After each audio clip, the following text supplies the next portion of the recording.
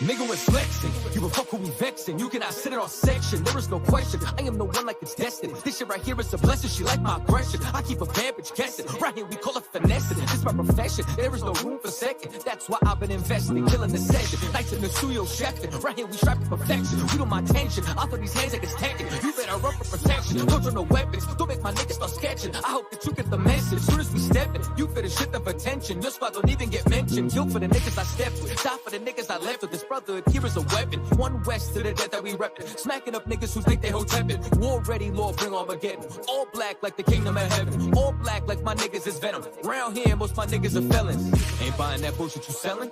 Ain't gelling with niggas who's telling. They better digress. Blood of my blood, flesh of my flesh. Mess with my brothers, I'll put you to rest. My clicking bitch ass niggas, we do not mesh. Better rethink about who you gon' test. Cause niggas got put in the trunk for less.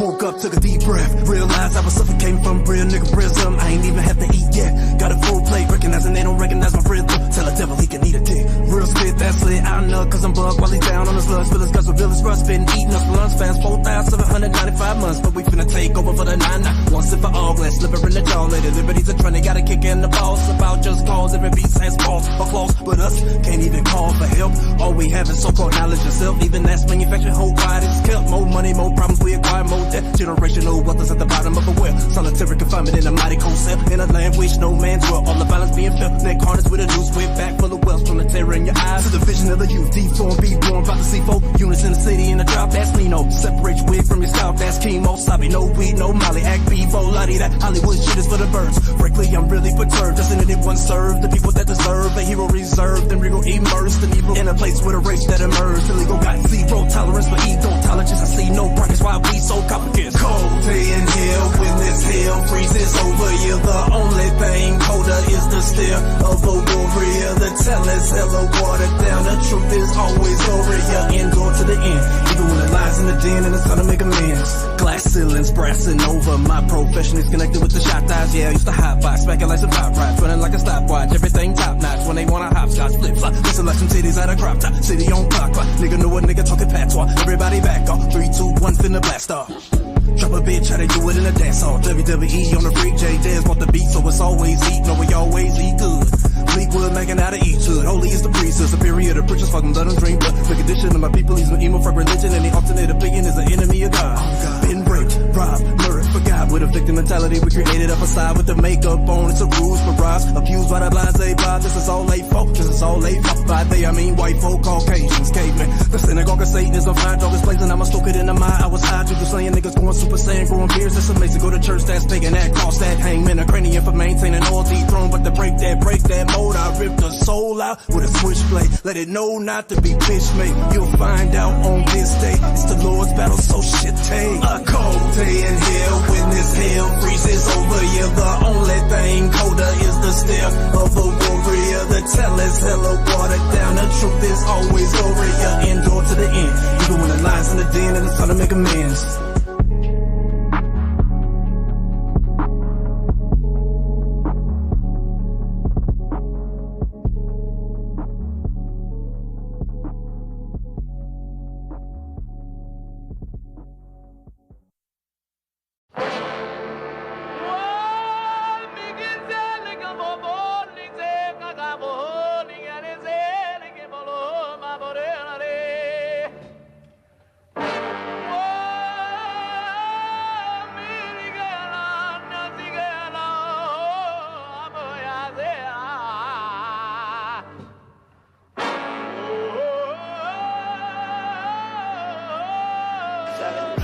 Whoa, whoa, whoa, whoa, whoa. Damn right, I'm a UPK nigga. Straight out of 1 West, no contest. We the best to the niggas that's living, trying to contend with the stress. Going through the test, no access, cause you oppressed slaves. Niggas is dying off in waves. Living in dirt, now it's a grave. Niggas cross-talk through the crosswalking or the white chalk over the bodies of roads that you paid. America's killing us, saying they fearing us. Put the drugs in the hood, now my niggas delirious. Put a gun in my face, all because of my race. Click, boom, flash, put some Skittles and murder my ass. Like a sheep to the slaughter, heart beating harder and harder. Baptized with these words, never dipping in water. So now we pray to the Father, give strength to the Father that's looking for the marauders that's fucking taking our daughters, nigga. It's wartime. Lights up, nigga, showtime. Got the green light on that ass, yeah, go time. Either boot up, shut up, but get your ass up, cause we ain't got time to be playing this all fucked up America. Heaven for the thief, hell for the slave. Reaping what you sow, meaning giving back what you gave for a clean slate. You try to imitate, you was always fake. America, every city, state, this is your fate. Whoa, whoa, whoa, to America. Whoa, whoa, whoa, to America. Whoa, whoa, whoa, to America. Whoa, whoa, whoa, to America. On the timeline, giving the rhythm to expose the intricacies of advanced vibe. Who am I? Well, I ain't shit, but getting lit is a pastime. So in a minute, I'ma pass out. I hope you get it. If you didn't, you can crash flying. Kinda simple if you feel it past your last line, but it will confuse a bad mind. A damn shame. That's the exact thing. Gonna get your ass fried. Bombs from the sky, rich devil lullaby.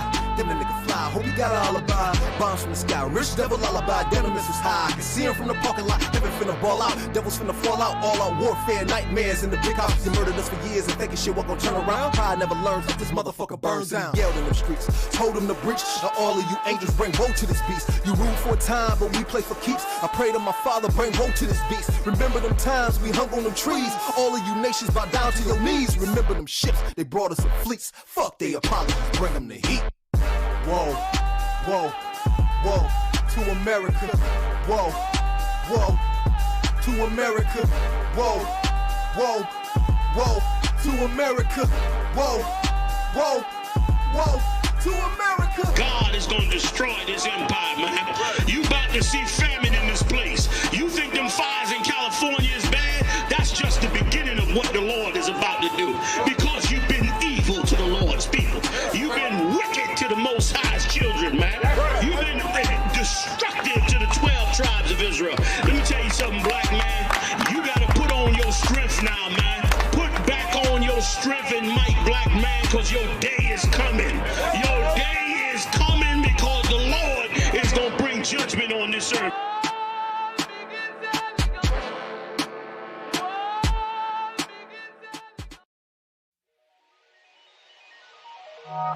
Yeah. Mic check 1, 2, you hear me? 144 back again. Run it back. Yeah.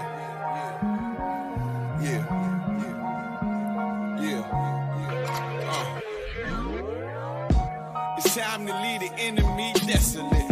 I'm heaven sent. These niggas just on some extra shit, and I ain't impressed with it. Could you kick that bullshit to the left of me? Hey, look, you can't deny this excellence. I use this mic like weaponry, and I've been seeking more clarity. Right now, I'm ready as I'll ever be, rugged as I ever been. The devil knocking at my door, I'ma let him in. Cause I'm a worthy adversary. Pour them liqueur, laced with rosemary. It's time to grind, ain't no time to tarry. Take one of mine, get your soul carried. I got them worried, plus these niggas full of estrogen. They fickle, they false. Got a big ball, so end up in the real issue. Fuck with my brethren, I deal with you. Yeah. Look, it's getting real official. Seeing how them bitches can cross you, and how they still twist you. It'll hit you, then peel a tissue. Them others weep, my brother's been sent to the deep. So tell me, how can I turn the other cheek while this wicked world trying to smother me? Something gotta shake, I'm gonna cry it out. Time to gird up my loins and ride out. In my soul, I feel devastation. In my eyes, I see desolation. On my door, death is waiting. But I don't wanna see no more desolation. I said I don't wanna see no more. And in my soul, I feel devastation. In my eyes, I see desolation. On my door, death is waiting.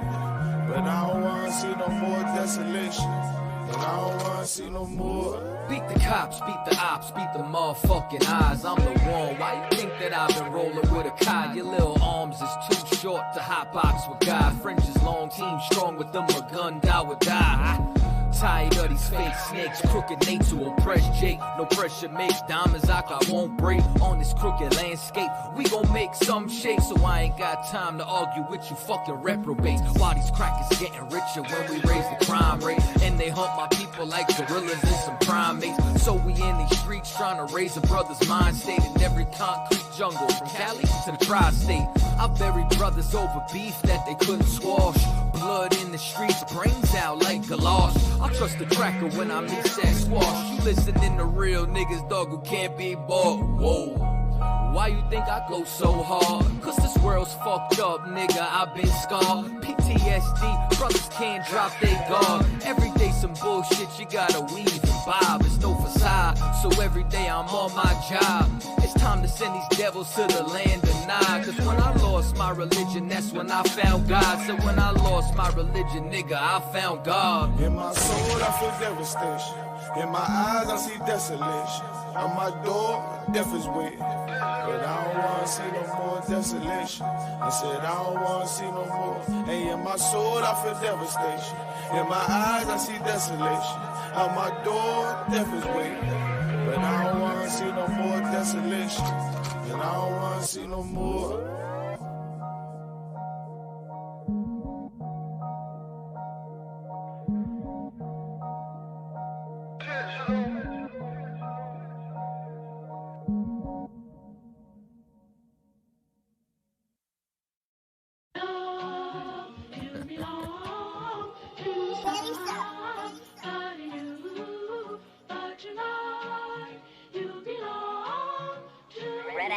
Where's he going with this shit?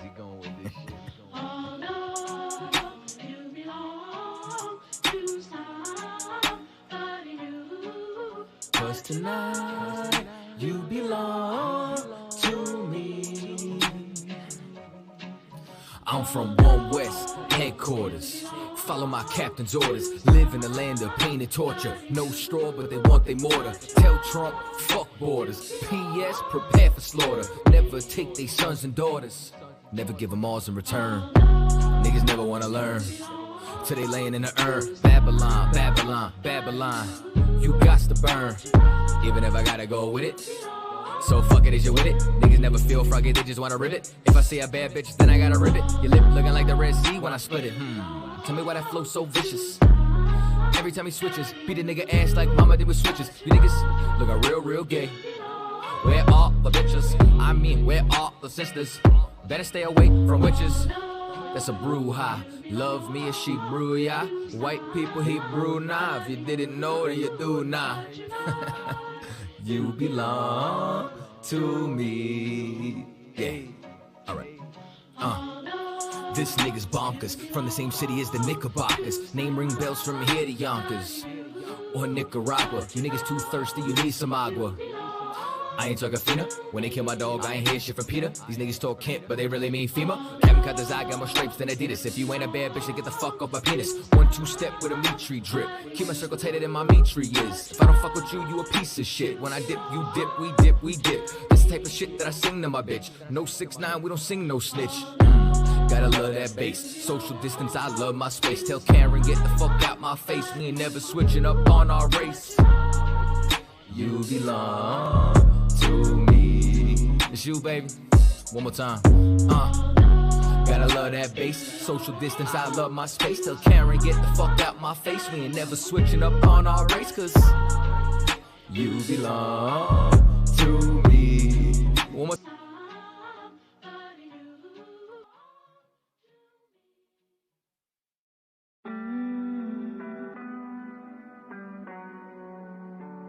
What it do? What it do? You know. Ha, ha. Cult leader. Yeah. We speak the truth, but we a cult leader. Yeah. Well, listen, I'm a cult leader. Yeah.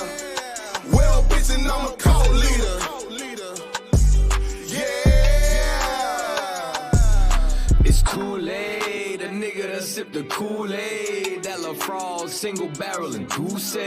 Got the coke going up on a Tuesday. Roast the false prophet like a gourmet souffle. Cause me no say spirit gun like I.S.U.P.K. Nigga might run up in that black face like Gucci. Boycott a cracker. Kill your favorite rapper. Cause I run with G's like a Green Bay Packer.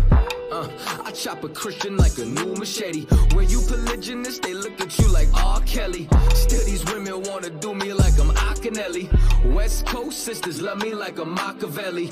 Make these crackers lick the dust off my boots. We want no cowards in our camp and we ain't taking recruits. My crew the livest, y'all suckers is the jobbers. Niggas run their lips but they damn sure wouldn't try us. Nah, I ain't the same cat who used to break laws. They just rather see me as the same corpse. Some rather remain lost. My brain washed with these stained thoughts. I be repping for my niggas riding for the same cause. Cult leader. Yeah. Well, bitch, then I'm a cult leader.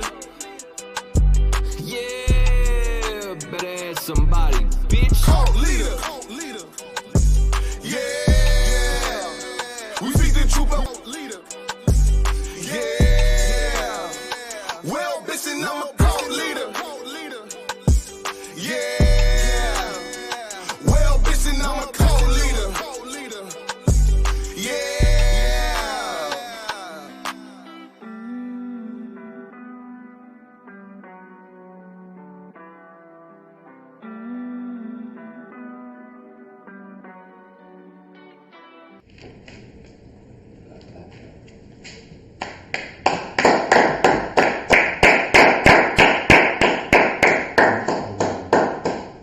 Shalom, we are the I.S.U.P.K coming out of 1 West on the 25th Street, Harlem, New York, at the commanding GEN.YAHANNA.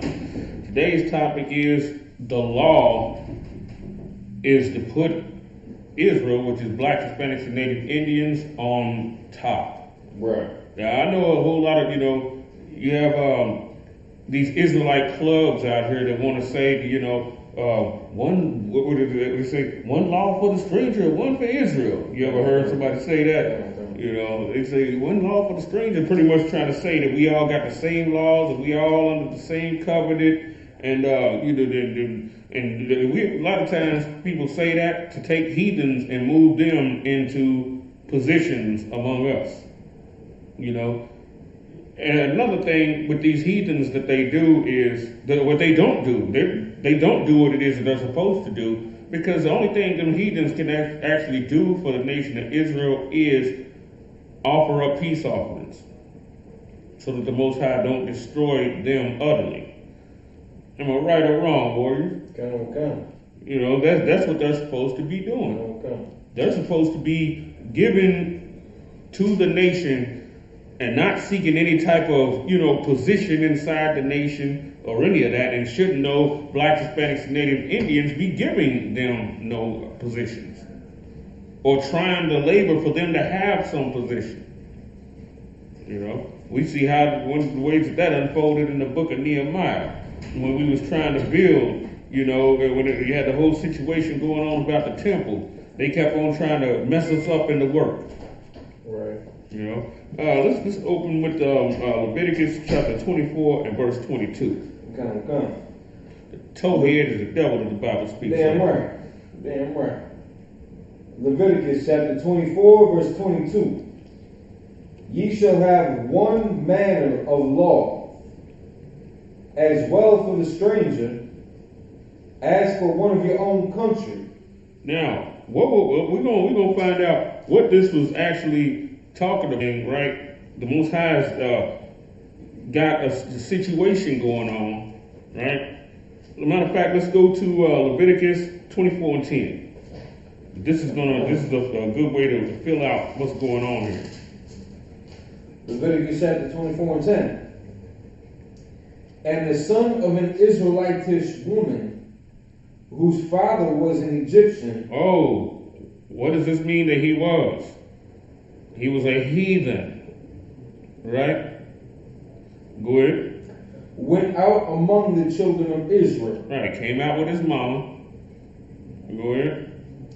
And this son of the Israelitish woman and a man of Israel strove together in the camp. Means they fought. Go ahead. Verse 11.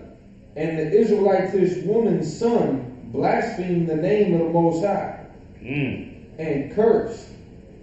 And they brought him unto Moses. And his mother's name was SHALAM, the daughter of Debri of the tribe of Dan. Right. Now, think about this for a second. Now, remember, because the Most High had put every tribe together with their own at this time, right? Because, you got to sort out the inheritances and all of that stuff, right? Why does she have her son? Why wasn't he with the Egyptians? Right? Why wasn't he with the Egyptians? Why was he with her? She was separated to the Danites because, she was the daughter of the man named Debri, who was of the tribe of Dan. Why was he in the camp of Dan? Go ahead. Verse 12. And they put him inward, that the middle of the Most High might be showed him. That the mind of the Most High might be showed them. Because they ain't know what to do about this at first. All right. Now, like I was just saying, with them trying to say one law for the stranger and one law for Israel, one for the stranger. Actually, he was not even supposed to be with the tribe of Dan. Who was he supposed to be with?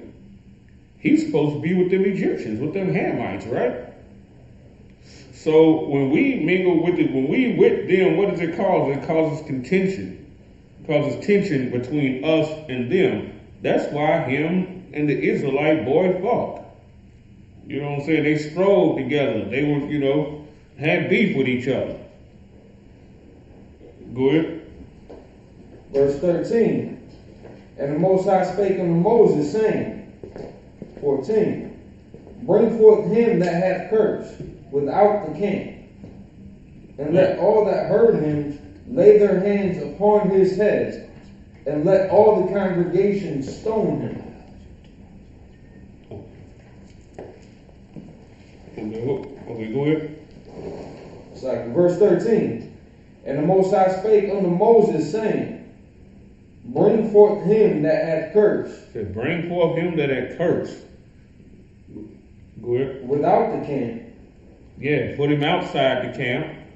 And let all that heard him lay their hands upon Slacky. And let all that heard him lay their hands upon his head, and let the congregation stone him. And let them kill him. He wasn't supposed to even be among the tribe of Dan anyway. Now think about it. Why was she trying to move him among her father's people? She wanted him to have an inheritance among the tribe of Dan. Think about that. The Egyptians were with the Egyptians, were they not? This is what happens when they talk that, one law for the stranger and one for Israel, like we just saying we're the same laws, the same covenant, the same agreement. Well, no, we're not. And the Most High used this as an occasion to get rid of this heathen right here, so that he would have no inheritance among the tribe of Dan. Obviously, it seemed like she was trying to pass him off as somebody, as an Israelite's son. Don't it seem like that to you? Kind of slack. I was going to ask about this. So again, in verse 10, the son of an Israelitish woman, and kind of historically, we've seen when they add that tish on the end of anything, doesn't make them that nation, doesn't make them that people, because Ruth was a Moabitish woman. Okay. Now in this context, because it said that she was the daughter of Debri of the tribe of Dan, so she was a physical Israelite woman. But think about it. We just coming out of Egypt. She having all of them Egypt way. That's why she was screwing an Egyptian. Now she's Israelite-ish. It's because just like the swirler. She was a swirler. You heard the term swirling? That's what she was. She was a swirler. Somebody that lusted after the oppressor. You know, and now people like that, like say for instance, a black woman that swirls, she'll do things that are black. Right? She'll do things that are black. She'll eat food and she'll like fried chicken. She'll do, you know, stuff like that. You know, she'll like to dance and like to, you know, do niggerish stuff. You know what I'm saying? But yet she lusts after the ways of the oppressor and the nation. She gets turned on by having plantation sex with a slave master. Go ahead. Alright, so Shalaki, so to clarify, verse 10, and the son of an Israelitish woman whose father was an Egyptian. Are they talking about the son or the Israelitish woman who had the father that was an Egyptian? No, it was the son. Remember, her name was Shalom. It said her actual name. Her name is Shalom, the daughter of Debris of the tribe of Dan. So, alright, so she was messing with an Egyptian man. Right. So her son was an Egyptian. Right. And they was living amongst the tribe of Dan. Right, because now think about it, we just came out of Egypt, right? Her being his son, come on here, boy. You know what I'm saying? She didn't want him to get destroyed with the Egyptians that was being destroyed. Go ahead. So now, would this fit into some of the people, some of the populace in the mixed multitude? Yes. You know, yes, but he wasn't supposed to be, but at the same time, the Most High separated them. You know what I'm saying? They weren't supposed to be mingled among us and all of that. You know, the tribe of Dan was supposed to be with the tribe of Dan, but it just goes to show you how a lot of Israelites are trying, you know, plant heathens among us as if they're Israelites. That's where that term spiritual Israel come from. That's what that's meant to do. You know what I'm saying? That's the reason why you have black women that have children with white men. She'll go into some Israelite club and say that he's an Ephraimite, that his father was Puerto Rican, but in reality his father was a devil. You know what I'm saying? And try and weave him among, you know, just like they was doing before the truth come out. They'll have their child with some white man and try and push him out among blacks and try and say that he's black because his mama black. Right. You know, all of that stuff. Next thing you know, he's light skinned, got the curly hair, you know, and he done sat there and done bagged about 5 black women and done had kids with him, spreading his seed and his germ inside the black community. You know, the Bob Marley in them, you know. Same thing. Look at, and then you ever notice how they seem to be little debauched bastards, wasn't it? Yeah, it's about 8 or 9 of those, and only 1 female. All the other ones was boys. You know what I'm saying? The female, she can get with a black man and produce an Israelite child, but those boys can't produce no Israelite child. All they can produce is Esau, just like Bob Marley and his sons. You know what I'm saying? And they weaved all in the black community and all of that, you know. Remember everybody, remember the movie Superfly? Yeah. Nah. 1 and 2. Right, the one with Ron O'Neal, the first one. He was supposed to be the child of a white trick and a black prostitute. But now, he's pimping, you know what I'm saying? Got about, you know, no telling how many black women on his team. He's the flyest pimp, you know what I'm saying? But he's categorized as black. You know, Ron O'Neal, he's actually black himself, but he was playing a devil. Right. You know what I'm saying? He was playing a brown devil. We'll say, you know, I like to use I'm gonna say Graham Caca. he was a Graham Caca. You know? Okay. But that is that whole spiritual Israelite concept. Now we know that we Israel, they ain't doing nothing but taking the same old coonery and changing it up. Right. And calling them spiritual Israelites and act like they are heirs, joint heirs with us according to the promises that is for us. We don't like to talk about that they're going to be servants. Our peoples don't like to talk about that. They'll stay away from that. You know what I'm saying? Because they want to say that it's one law for Israel and for the stranger.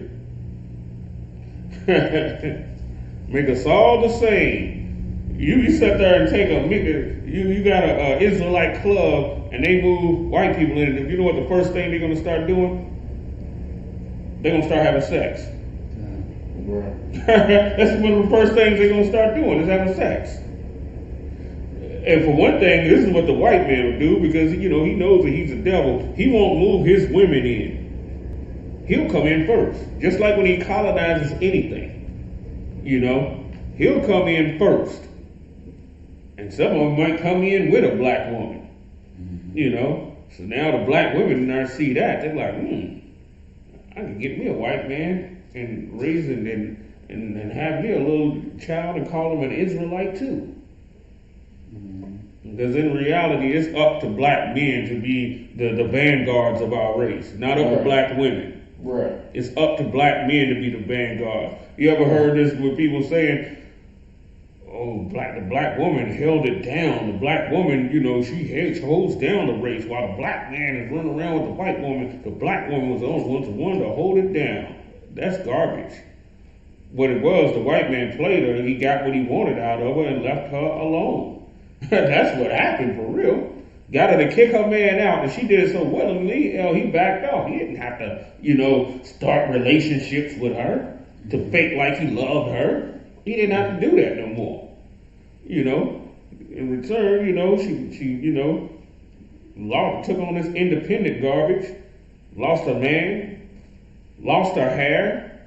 You know what I'm saying? She got played all the way around the board, and here comes the white woman to swoop up all the black men that she kicked out the damn house. She just got played. That's just all it was to it. She wasn't holding nothing down, because what did she do? She became more bitter and more hateful, just like that ostrich we talked about in Job. You know what I'm saying? She became bald-headed. Now you got the long eyelashes, big butt, you know what I'm saying? Haughty attitude. It's up to black, Hispanic, and Native Indian men to be the guards of the race. It ain't gonna work otherwise. Right. It's not gonna happen. Right. Right. And like I was saying, the white man will move himself in there, Oh, SHALAM. Okay. The oppressor will move himself in there, Yeah, the pink oppressors, will move himself in there and start to, because he knows when his presence alone will make us go against one another. You might have one dude that'd be like, hey, look, they're not supposed to be, among us like that, and especially not as coming to us like they're some type of lords, or they're equal with us and just want to worship and all of that. And then you'll have the other one be like, no, this is spiritual Israel. We all just spiritually. Gentiles, they'll hold it down while we drop the ball. Oh, crap. You know what I'm saying? So now these two is going at it. Now, next thing you know, it's a split in the church. Somebody's got to leave now. You know what I'm saying? Just their presence alone done started to pick us apart. All right. Oh yeah. Also too, they take a few of the black women in there. Also, Right. No, that's very true. All right. Any more? So 15.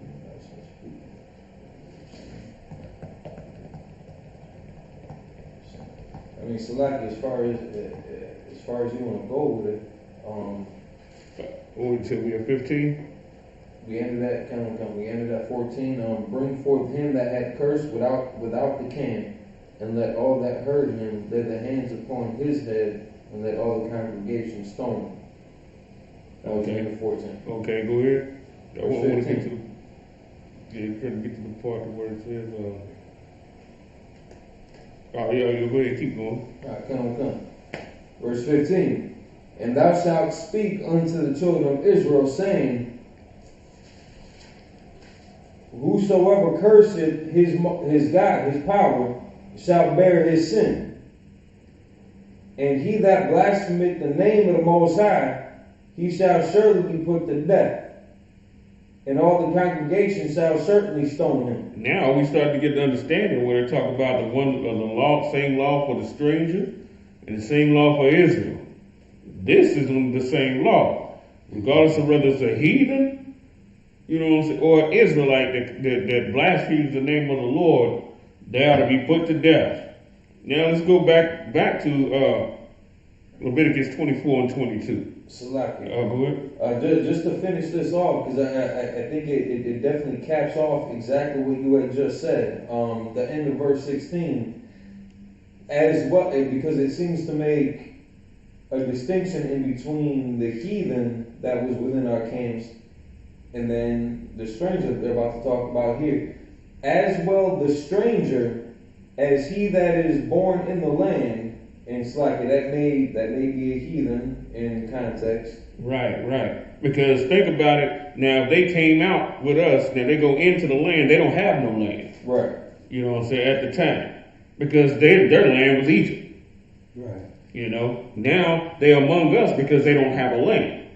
You got Moab and all of that stuff around, round and about. So a lot of them had to, stay in the land as our servants. You know. All right, so then, yeah, it definitely sounds like it's encapsulating that. So as well the stranger, as he that is born in the land, when he blasphemes the name of the Most High, shall be put to death. Right, that's right. All right, now let's go to Leviticus 24 and 22. Come. Ye shall have one manner of law, as well for the stranger. All right, so that. Right, you see what I'm saying? See how that connect? Come. As for one of your own country, for I am the Most High your power. Right. So now, they can't say all of the laws is for us and the stranger, trying to blend them in and make them Israelites. They'll try and blend them in, try and make them Levites. That goes on along with that scripture that it said that they searched land and sea to make one proselyte. Remember bringing that up a few weeks ago? That's in the Old Testament, right? That was in the New Testament right there. So they searched land and sea to make one. Who had said that? It was Christ. Christ who said that. To try and make one, you know what I'm saying? They skipping right over the actual Israelites and going somewhere else. That sounds kind of familiar, don't it, y'all? So like, as far as Christ checking the disciples?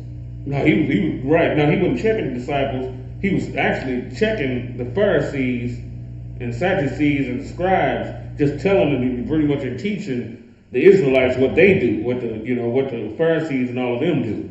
Okay, so what I'm thinking about is where Christ had checked the disciples, because he was like, don't only salute the man that you know, like, as far as like in the school or like the ones that's keeping the law, but also show love, brotherly love to everybody else too. Right. You see what I'm saying? So that's what I was thinking about. Right. It's like one of those moments of beware of the leaven of the Pharisees. One of those moments. Because remember, as Christ was cutting the Pharisees, he looked back at the apostle. So there's one time that they asked him a question and he didn't even answer it. Mm-hmm. He just said straight out, beware of the leaven of the Pharisees. Beware, the way these niggas are. Mm-hmm. You know what I'm saying? How we say about, the Israelite clubs. Mm-hmm. Beware of them. They do such and such and such and such, Okay, now let's go to Leviticus 25 and 25. Leviticus chapter 25, verse 25. If thy brother be waxen poor, and hath sold away some of his possession, and if any of his kind come to redeem it, then shall he redeem that which his brother sold. Now that right there is a powerful law and a powerful, brotherhood deal right there. And at one time in my life, I have heard of the story of somebody actually doing that without them even knowing. My mom's ex-husband said that because he used to be married, you know, to he said that they were getting a divorce. And, you know, he used to be in the military. He had, quite a bit of stuff, and, he had quite a bit of possessions and things like that, right? Well, of course, she wanted to try to take everything. That he, so what happened was he was real cool with his lawyer. Yeah. And what his lawyer did for him was, he's like, I got a way, to handle her. He told him, sell me all your possessions for a dirt cheap price or whatever. That's what he did. He sold him all of his possessions, he said, for like $10. Right. He sold the lawyer all his possessions for like $10, right? So she couldn't get that. You know what I'm saying? When he went to court, he don't own the stuff no more. So when the case was over and the divorce was final. Prenup type shit. Right. Well, it actually wasn't a prenup. What it was, she can't get what he sold. You know what I'm saying? Like, he sold a house and everything before because somebody else owned that. She can't get it because somebody else owns it. Now his lawyer owns everything. Right? Smart. So when the case was over, the lawyer sold everything back to him. You know what I'm saying? Damn. That's a cold move right there. I think that shit kind of genius. Right. It really is. He said he sold everything for $10 to his lawyer. His lawyer told him to do that. You know what I'm saying? And he trusted his lawyer. His lawyer was a brother and everything. He trusted his lawyer. And the stuff worked, and the lawyer was faithful to his word and everything, because he had some nice stuff, and very expensive stuff. And the lawyer sold it all right back to him for the same $10 that he bought it for. So now he's bought this stuff after the divorce, so she can't take jack. You know what I'm saying? Read that part of the law again. And the brother didn't even know. Remember the scripture when it talk about the Gentiles doing according to the law, that don't have the law, but do the things in the law? Okay. Yeah. That was a prime example of that right there. Yeah, right, absolutely. Yeah. Leviticus chapter 25, verse 25. If thy brother be waxen poor, and hath sold away some of his possession, and if any of his kind come to redeem it, his kin. Somebody that's related to him. All right, okay. We'll check the pronunciation. And if any of his kin come to redeem it, then shall he redeem that which his brother sold. Yeah, well, it's both. That's the law of redeeming things. If he sold all this stuff, and dude has money, has wealth and everything. What it is, he goes and he buys the stuff from whoever he sold it to. You know what I'm saying? And, it keeps it for him until he can accumulate the money enough to buy it back. Right? And just imagine if people's mind, if I'm, Black, Hispanics, and Native Indians' minds started to think like that. You know what I'm saying? If we started to think like that, wouldn't no wicked women be winning in court and winning all your damn possessions and all of that? That wouldn't even be going on. You know what I'm saying? They wouldn't be sitting there winning all your stuff and everything, because that's brotherhood right there. And you keeping all your stuff, you helping your brother to keep all of his possessions. Stuff like this is certainly something to keep in mind right here. Of course, they probably done came out with all kind of laws and whatever against it today. But at the same time, the scriptures talk about us keeping the law, meditate on it. We can then find ways to do things. Being skillful, in the law. Okay. Go ahead. Verse 26. And if the man have none to redeem it. Now he ain't got nobody to say, nobody can afford the price, the ticket on the dude's stuff to go and redeem it so that he can have it, right? and himself be able to redeem it. And himself, he can redeem it because he can, stack his money up or whatever. Verse 27. Then let him count the years of the sale thereof, and restore the overplus unto the man to whom he sold it, that he may return unto his possession. Right, because you have a year of Jubilee where all debts are paid. You know what I'm saying? He sees how much time is it before the next Jubilee comes around. And then the price and everything on buying the goods is negotiated by that. Like say for instance, you got 3 years left for the Jubilee. You know what I'm saying? They negotiate a price so he can get this stuff right now, because in the year of Jubilee it goes out for free. You know what I'm saying? So now, not only does dude get his stuff back, he also gets a Jubilee year discount on his stuff. You know what I'm saying? And the dude that he's buying it back from catch his cut too. You know what I'm saying? So now, so he don't have to keep it to the Jubilee and then let it go out for free. You know what I'm saying? Go ahead. That way everybody's happy. You know what I'm saying? And the brother that got the stuff, he's not angry about it because he know the law. You know what I'm saying? He's not trying to, he's concerned with that brother getting his stuff back. Because when the law is any like at it, with him seeing his brother hurt behind not having his possessions, and he knows that this brother likes his possessions, like say for instance, this guy, he's he has some type of trade and craft that the brother that bought the stuff will know that he likes and everything. But certain things, he's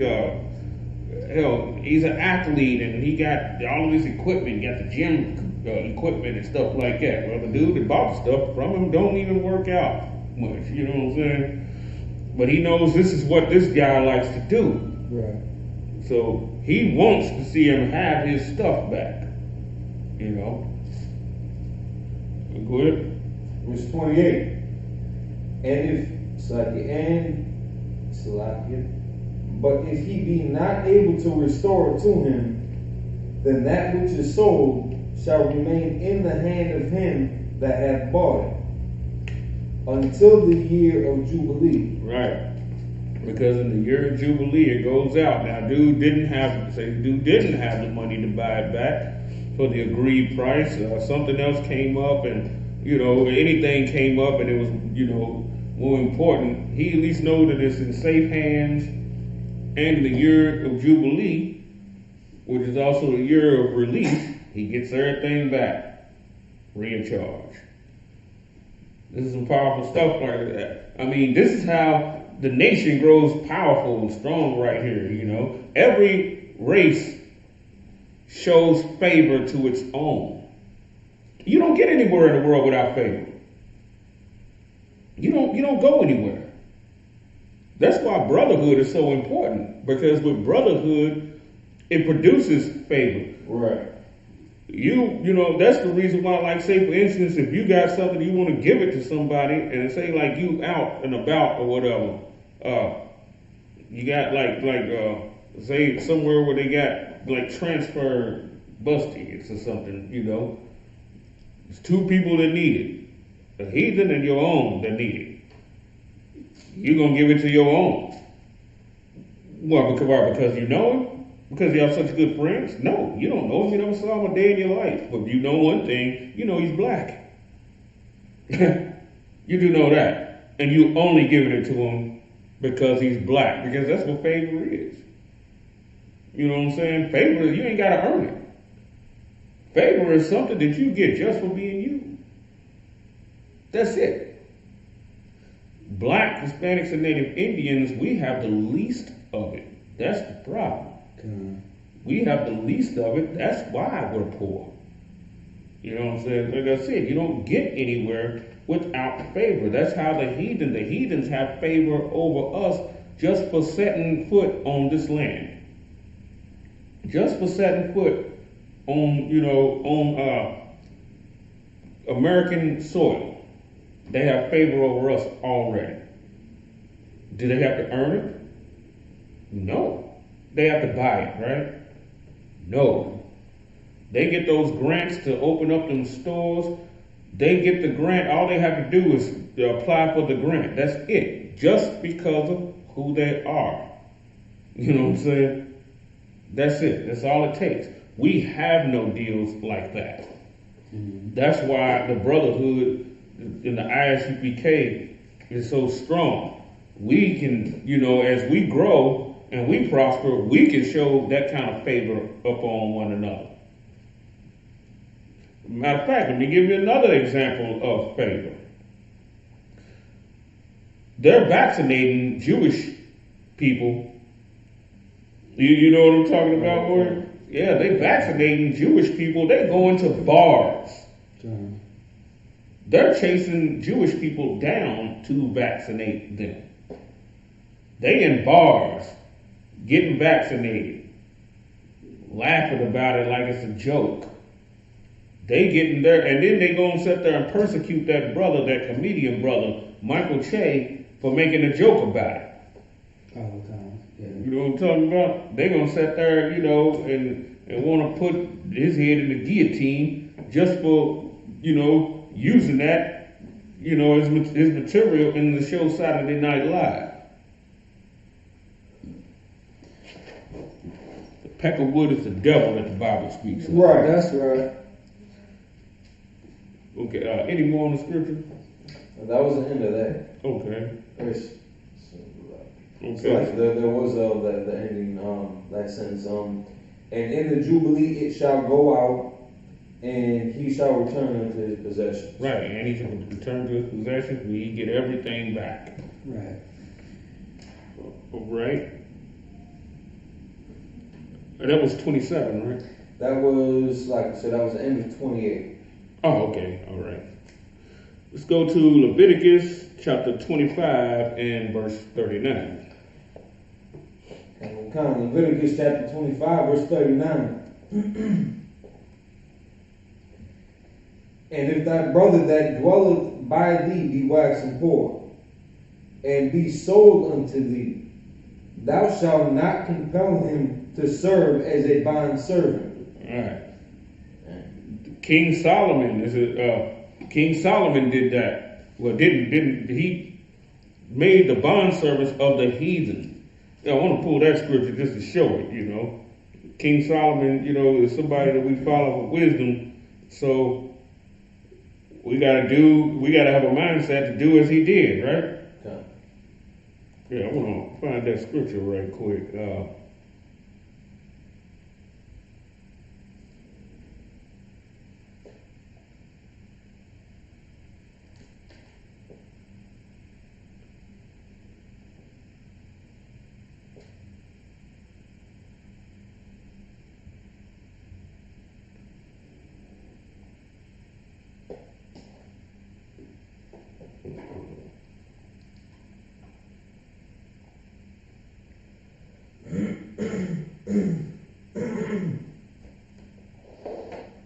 Let's see if I can pull it right quick. Yeah, 1 Kings chapter 9 and verse 22. What is that? We might want to go up verse 2. It's like you want me to hold in Leviticus? Yeah, hold in Leviticus.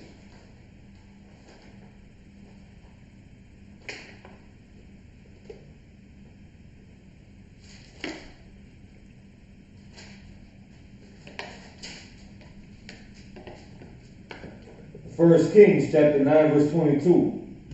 But of the children of Israel did Solomon make no bondmen, but they were men of war, and his servants and his princes and his captains and rulers of his chariots and his horsemen. He took his own people and put them in higher positions. Was it just because of how good they were and what they were doing? No. That's because of favor right there. That's why he did that. It said he made them no bondsmen. But who did he make bondsmen of? Go ahead, keep reading. Come on, verse 23. These were the chief of the officers that were over Solomon's work, 550, which bare rule over the people that wrought in the work. But Pharaoh's daughter came up. Is it the scripture would have said, but of the heathen he made the bondmen, made them his bondmen?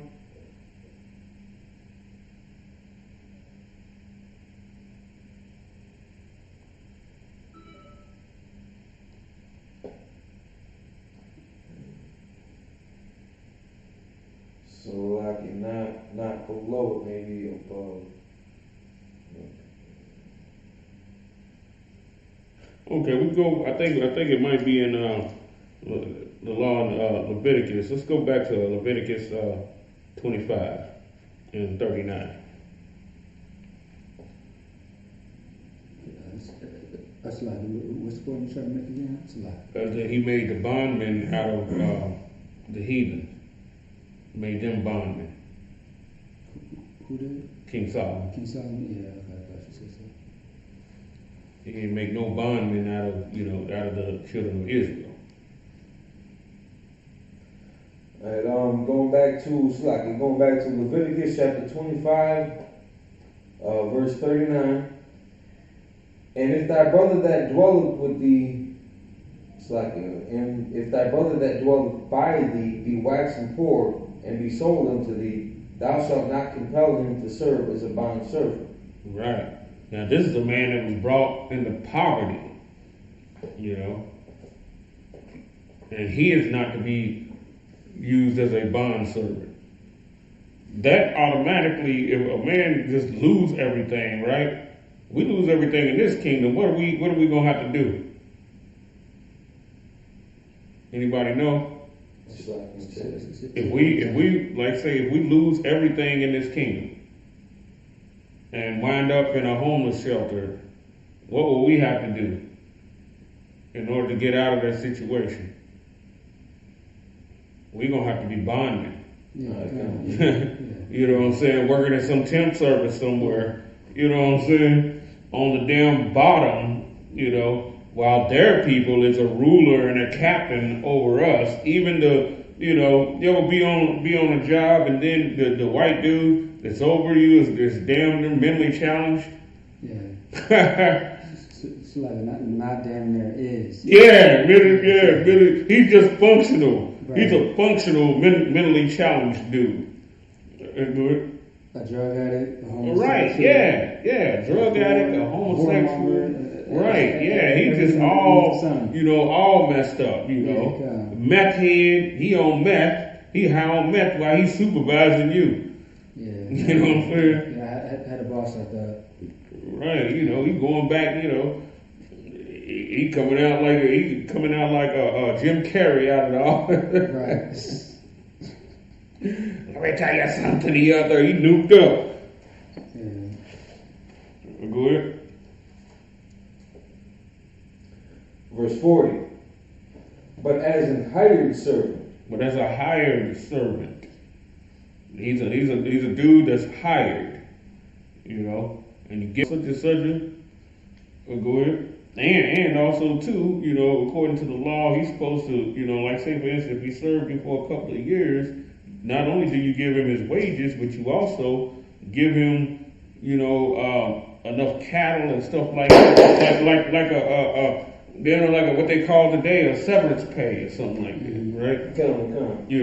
A severance pay to where he'll be all right when he's, not employed by you. He has enough now to where he can prosper that and employ someone else. He finds somebody else in the same situation. He do the same thing with them as as you did with him. Go ahead. But as an hired servant and as a sojourner he shall be with thee, and shall serve thee unto the year of Jubilee. Right. And he has opportunities to move up among your servants and to be, you know what I'm saying? Yeah. You know, he could be a leader of the servants and all of that, you know, and be their supervisor, you know, or whatever the case is. Go ahead. So yeah, kind of like, so the way that it sounds, and with what you had just said, as a sojourner, you shall be with thee, and we know from certain precepts how we treat sojourners and strangers in our land that dwell with thee. Right. So he, you know, yeah, he might be the head of the sanitation department, but he ain't the one shoveling the shit. Right. Exactly. You got somebody else for that. Yeah, you got the heathen for that. You know, you got some heathen somewhere that's shoveling the shit while he's standing over the heathen. Hey, that pile right there, get that. You know, he's like that. You know what I'm saying? And then he's gonna be treated with respect by the person that he's serving. Right. Because that's still a brother. Right. Along with the hospitality that you show a sojourner. Along with that, you know. So now he don't feel so bad about himself. You know what I'm saying? He feels that he can come back in life. You know, you also, this stuff is boosting his confidence. You know what I'm saying, in life. And then now he can think about how he's not going to make the same mistake. You know what I'm saying? He could have had a bad investment. You know what I'm saying? And just lost everything in a bad investment. It happens. This stuff didn't just start happening now. Right. You know, it happened back then too. You know, he ran across a snake oil salesman, you know, or something like that. You know what I'm saying? And lost every damn thing. You know. So now and then you rely upon your brother. This is wealth. Brotherhood is wealth. You know, people talk about wealth and the wealthy and all of that. We don't even know what the hell wealth even is. Brotherhood is wealth. Right. You know, and there's a such thing what they call social wealth. Yeah. You know what I'm saying? Social wealth is the type of wealth you have just for looking the part. Now just imagine how it's going to be when, because see, under this society, you got to wear a suit. You know, have a fade, no beard, you know what I'm saying? And then they see that as a sign of social wealth. Just like when they see the Christian pastor, they see a black man on Wall Street or whatever. He has a measure of social wealth just for looking the part of a good slave. Right.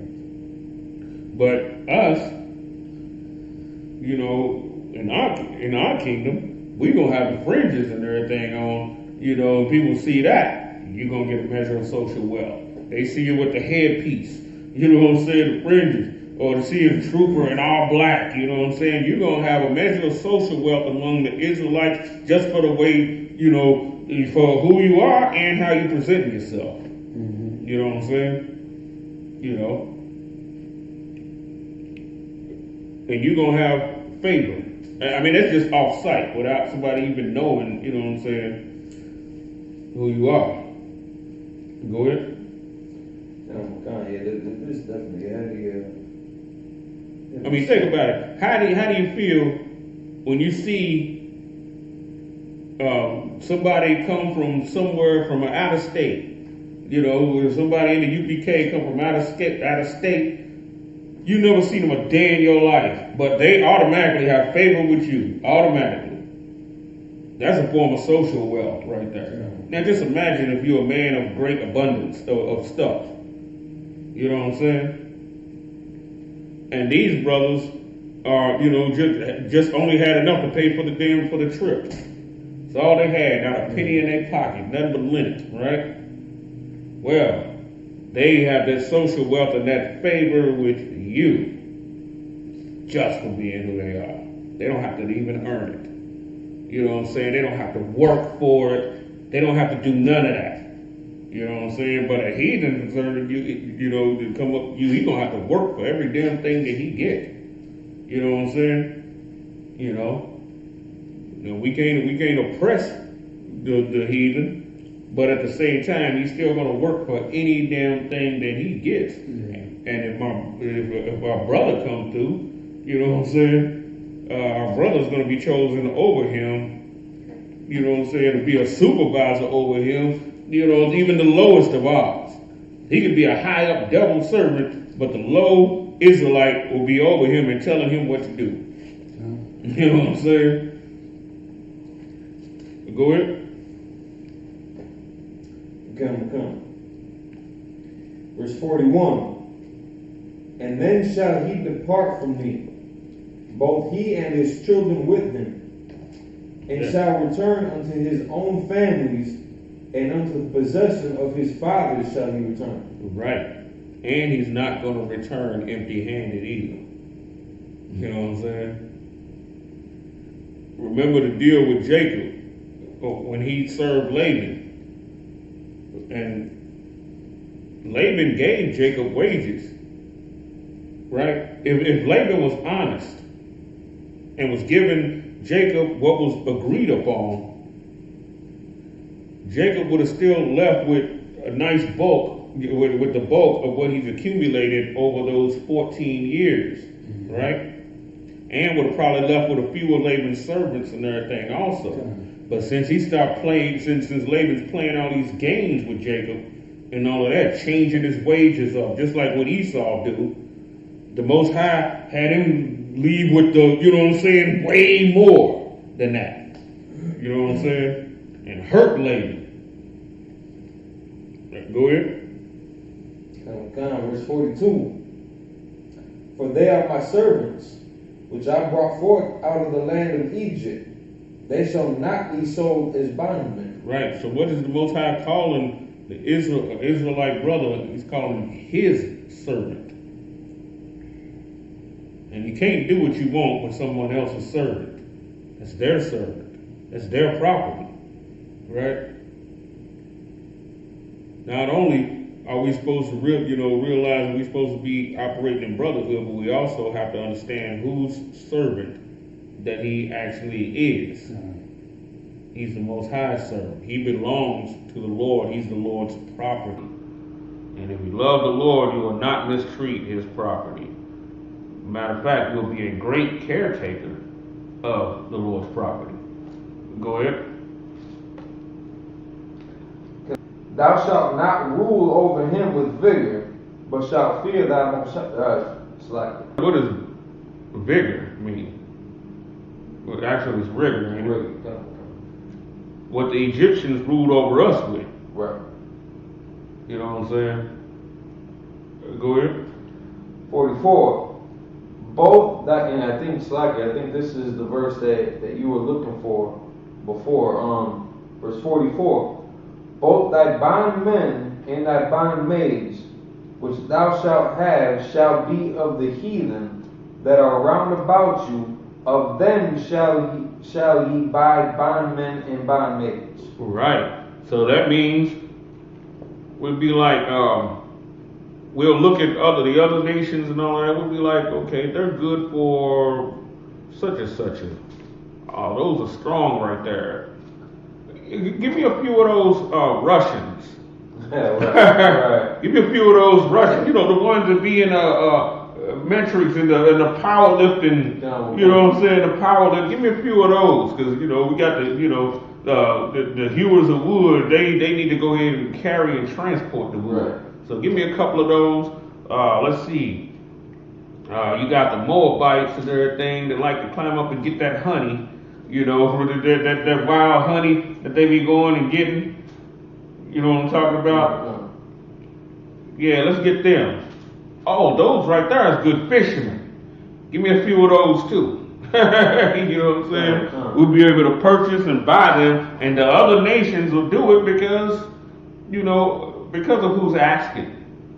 Because in that day, we're going to have favor among the heathens because they're going to be so damn scared of us, they're going to be too scared not to show us any. You know what I'm saying? We'll have favor among them, and we're not going to look at it as genuine favor, like it's love. And that they like what a lot of brothers and sisters would do today. It ain't no damn love. We understand what this is. They treating us special because we're dominating them. You know what I'm saying?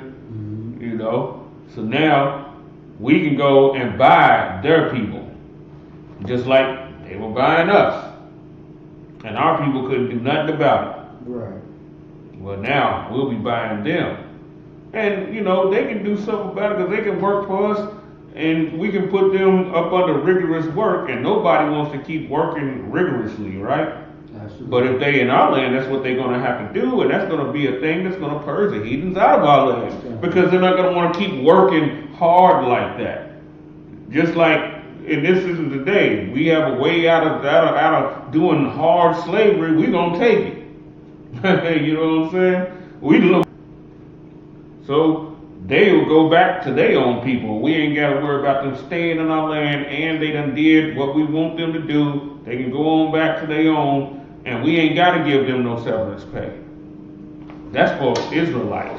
Just like they don't have to give us, you know, they don't have to give us none of that stuff. They can just go and say, all right, we just don't need you anymore. They can call you up at the crib, or they can wait for you to get to the slavery.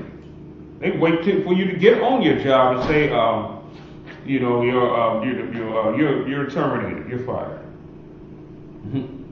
They can call you up at the crib and be like, oh, okay, don't come in today.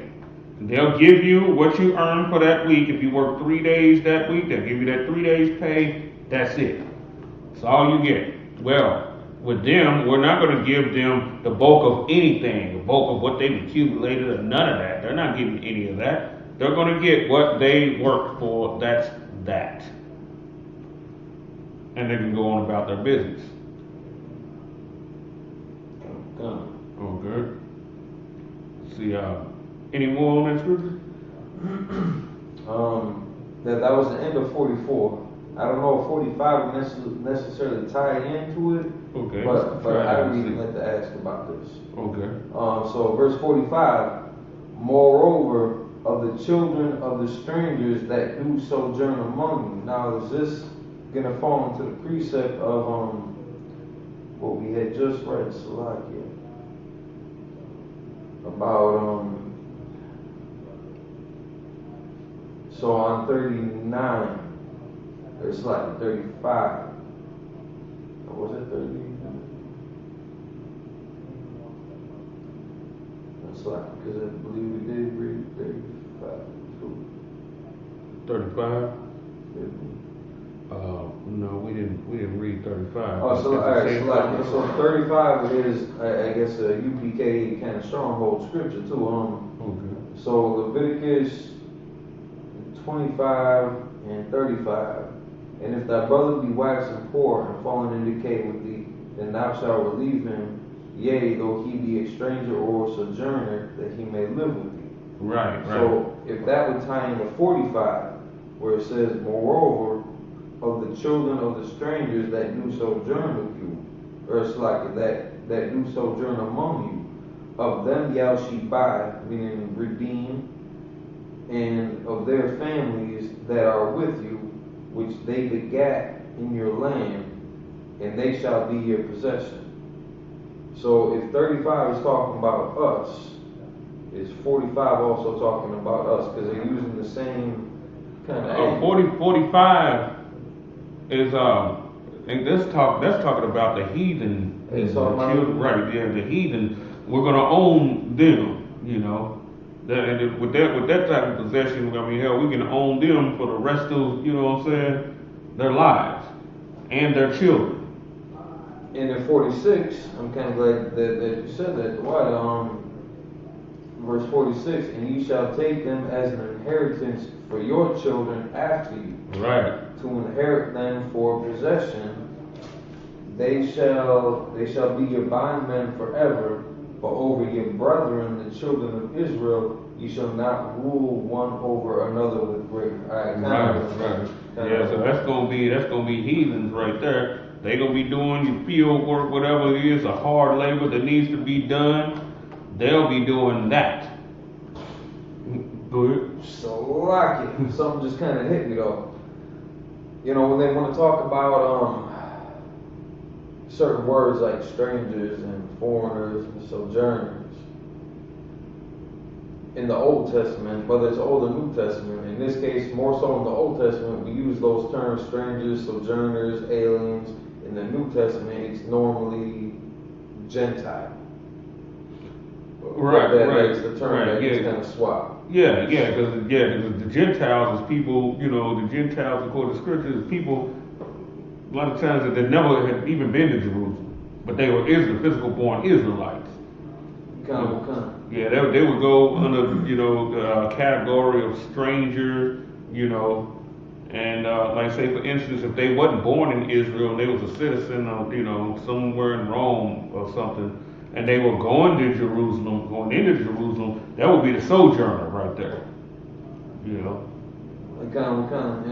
And that's such a heavy point because again in 45, it's giving a stipulation based on 44 also. It's like, moreover of the children of the strangers that do sojourn among you. So that's in 45. They're going to be, which they begat in your land, blah, blah, blah, they shall be your possession. But going back up to 35, it definitely makes a distinction on the context. And if thy brother be waxen poor and fallen into decay with thee, then thou shalt relieve him, yea, though he be a stranger or a sojourner. Right. So it's definitely clearly talking about your brother. And I don't think there's any scripture anywhere where we've ever referred to a heathen as our brother. No. even in a social construct. Right. You have the Israelite club. Some of them will sit there and say, "Well, Esau, Jacob's brother, so that." But at the same time, what they don't realize is, at one time, Nahor was Abraham's brother. Nahor is the father of the Syrians. But as people grow into nations, that brotherhood gets broke. You know what I'm saying? Our nation, the Most High charged us with brotherhood regardless of how big we got. You know what I'm saying? The brotherhood between Jacob and Esau, we start having wars and one transgressed against the other and stuff like that, that brotherhood is broken. There is no brotherhood there. You go on to become two totally different races. Yeah, no, it's very true. This is what happens. You start growing different phenotypes, all kind of stuff like that. Your characteristics is different. You see us and like the Syrians and everything. You don't never even know that. You know what I'm saying? That we're the offspring of Abraham and Nahor. It was two brothers. We're so damn different from one another. You know what I'm saying? Because you can we don't do nothing alike. They don't dance like us. They don't, you know what I'm saying? They don't do anything. Their music's not like ours. They ain't running around eating fried chicken and you know what I'm saying? We totally different types of people. Okay. Was anything else on the scripture? I lied, so that was the end of 46. Okay, let's go to 47. 47. And if a sojourner or a stranger wax rich by thee, and thy brother that dwelleth by him wax poor, and sell himself unto the stranger or sojourner by thee. What type of stranger is this? Because this is, the stranger, and he became rich. He had something, he was some type of, Hamite or whatever that just happened to have some wealth, that happened to get wealthy off something, right? Doing business or whatever, right? Go ahead. And the brother, it says, and the brother waxed poor. Okay, I'm gonna come. And thy brother that dwelleth by him wax poor, and sell himself unto the stranger or sojourner by thee, or to the stock of the stranger's family. After that he is sold, he may be redeemed again. One of his brethren may redeem him. Wasn't this practice done in the Americas? Right.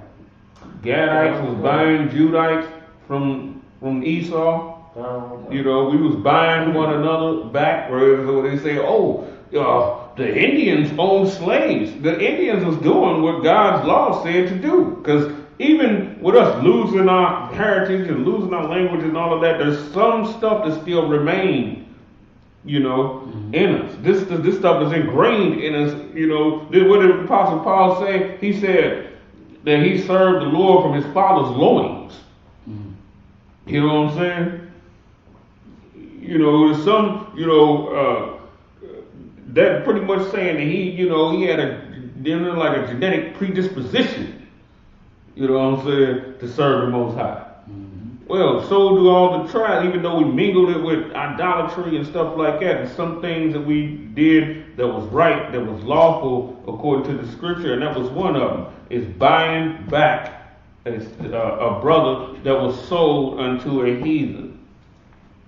You know? And as a matter of fact, a lot of the Gadites brought Judites off of Esau.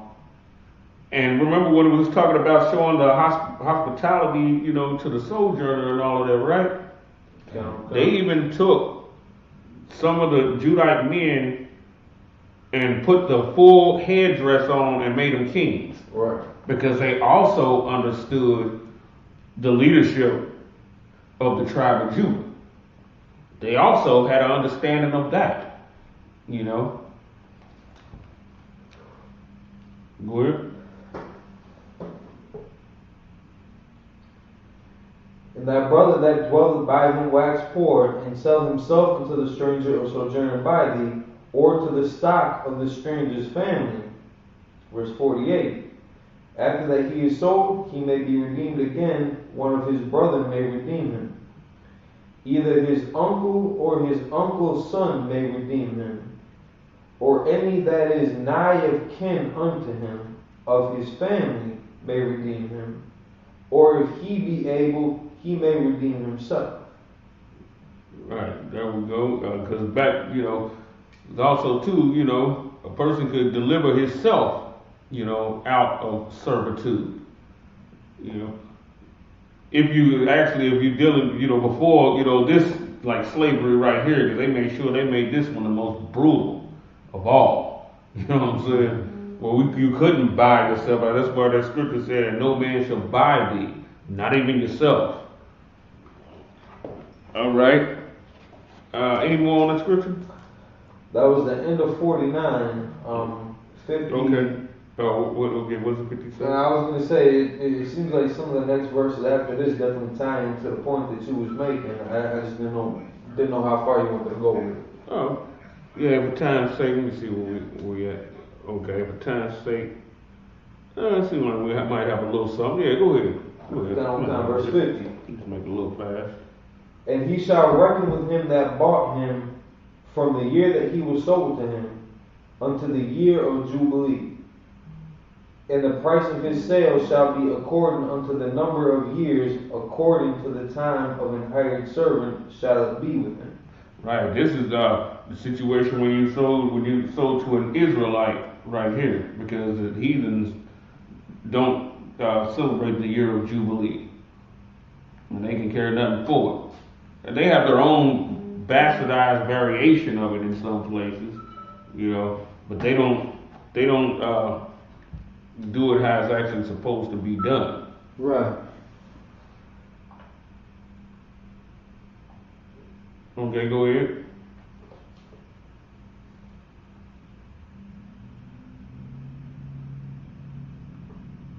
Verse 51.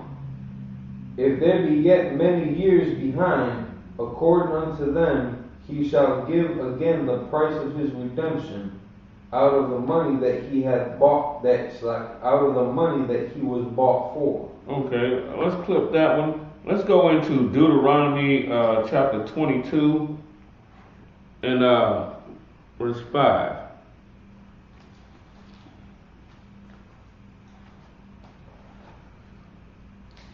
Oh, yeah, that's a good chapter. Right. The laws is to put blacks, Hispanics, and Native Indians on top. Right. Yeah, right. Everybody else is on top right now, so why won't everybody else? Why should somebody want everybody else to be on top? Hell, this is our turn. So like, before you get that, you mind if I give you a precept? Oh, go ahead. Alright. Because of the title. title is pretty much very inspiring. Alright, I want to give this to you yesterday.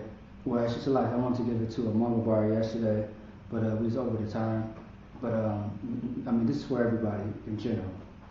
Deuteronomy chapter 7, verse 6. For thou art an holy people unto the Lord thy God. Right.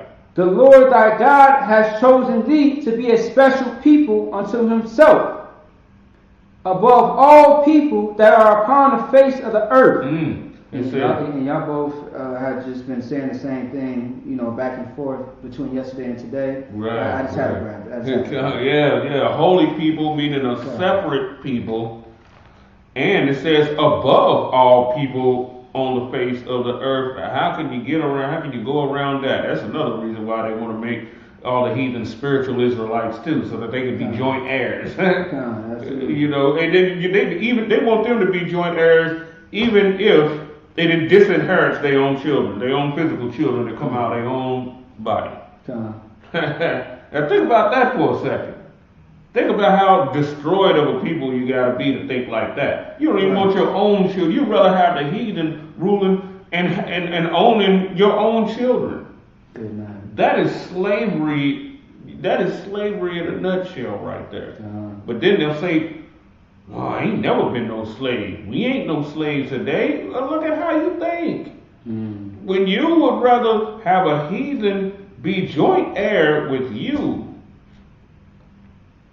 and disinherit your own children, disinherit your father's house, and shame your father's house like that.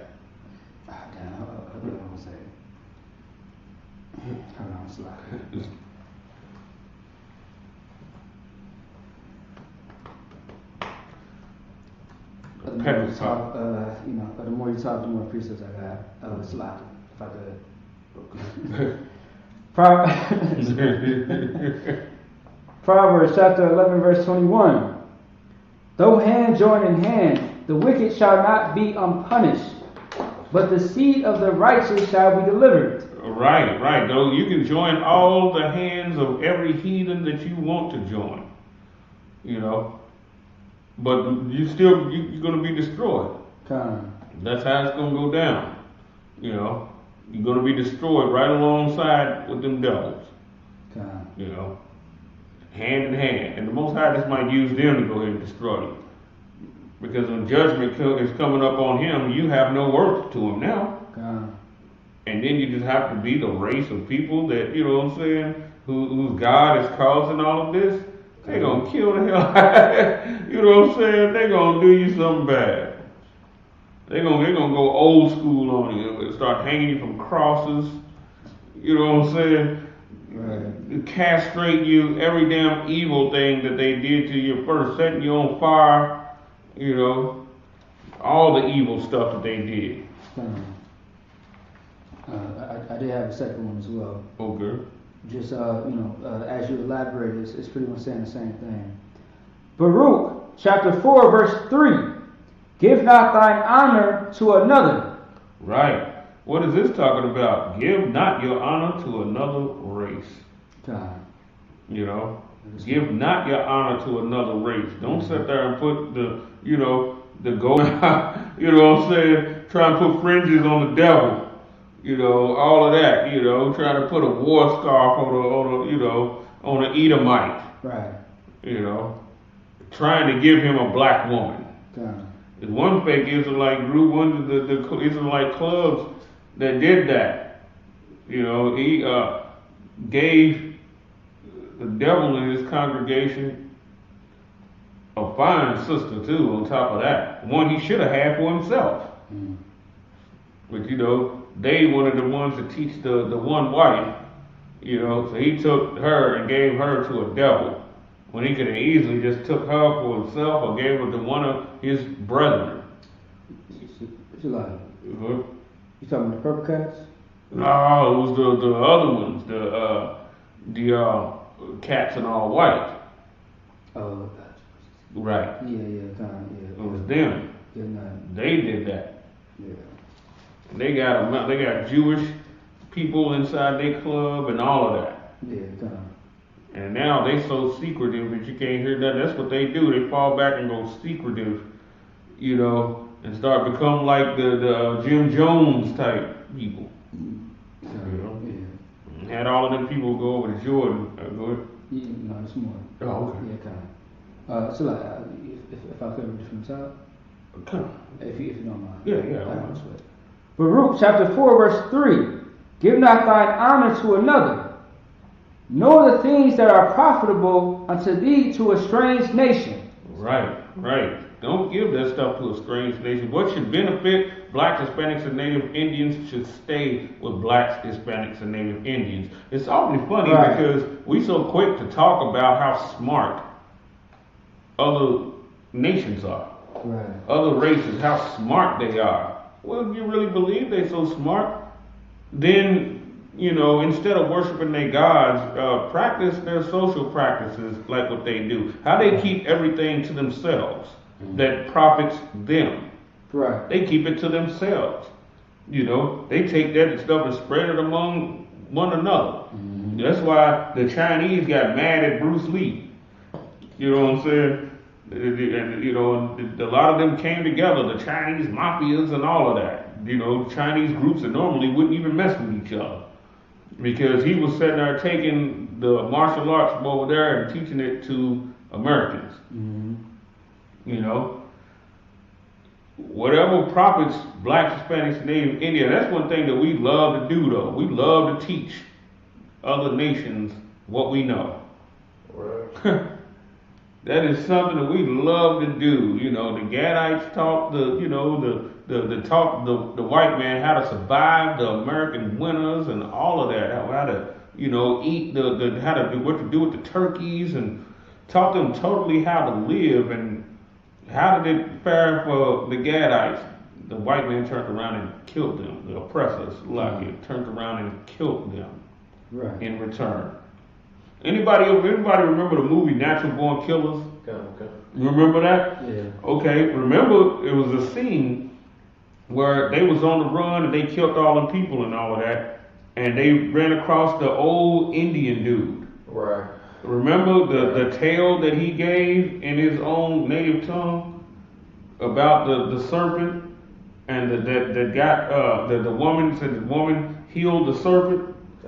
You know, that was injured, that was deadly injured and everything, and nursed it back to health. And then the serpent bit her, and she asked, "Why did you bite me?" And the serpent said, "Bitch, you knew I was a snake." We nurse the oppressor back to health when he has a bad problem, when he has a problem and he's deathly ill, and he turns right back around and bites us. I was going to say, I mean, do you recall the Native American brother who actually wrote a song about that? Oh, I never heard that. I forget his name, but he wrote a song about that. As far as like I think it's called The Cold Snake, something like that. It's a song. Dang, that's what I'm saying. It's a song about it. You know, he's playing like a guitar or something like that. Right. And he's singing at the same time, and he's just explaining the position of the human and the snake.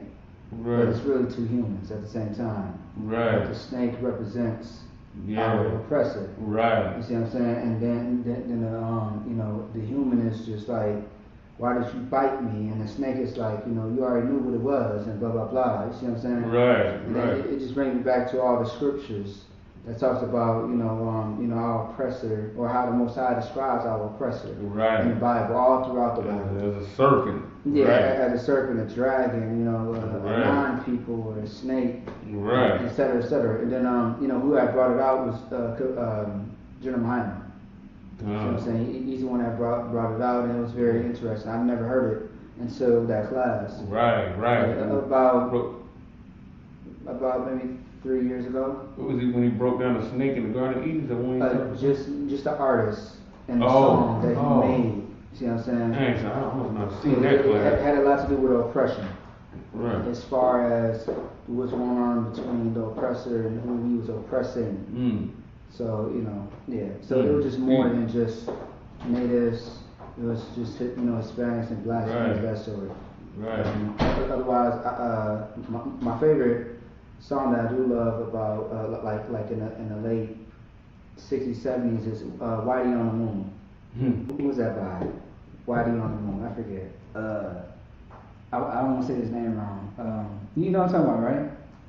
Oh. Whitey on the Moon. Gil Scott Heron. Oh, okay. You know it? No. Oh, come on, man. You know what I'm saying? I got an old soul, so it's like I like just old music, old school music, things of that sort. But it was around the time of where Black Panthers was around, Martin Luther King, right? That sort. Okay. But I mean, it's a very deep ass song, called Whitey on the Moon. Whitey being an oppressor on the moon.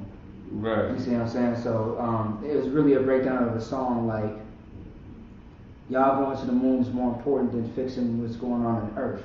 Right. You know what I'm saying? It brings me back to Ecclesiastes, the 4th chapter, when King Solomon said that underneath the sun there's a whole lot of oppressions and things of that sort. Right. You know what I mean? So I think about that. You know what I mean? So yeah. Right. I'll show you after class though. Okay. Yeah. Let's see. We're going to Deuteronomy 22 and 5. Yeah, that's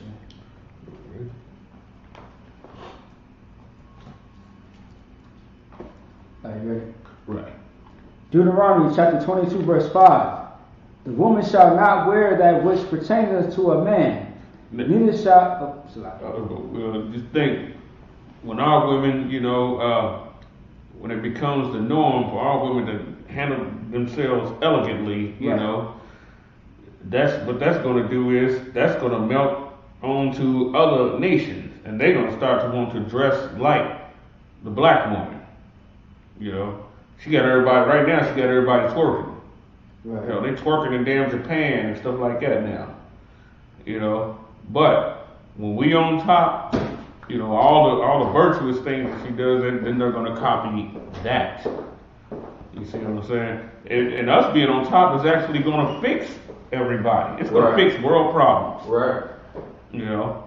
It's gonna fix global problems that happen. Right. We had Deuteronomy 22 and 5. Deuteronomy chapter 22 verse 5. The woman shall not wear that which pertaineth unto a man, neither shall a man put on a woman's garment. The clothes is going to get back masculine again. Even the stuff that they calling men's garments have a strong, a feminine, look to them.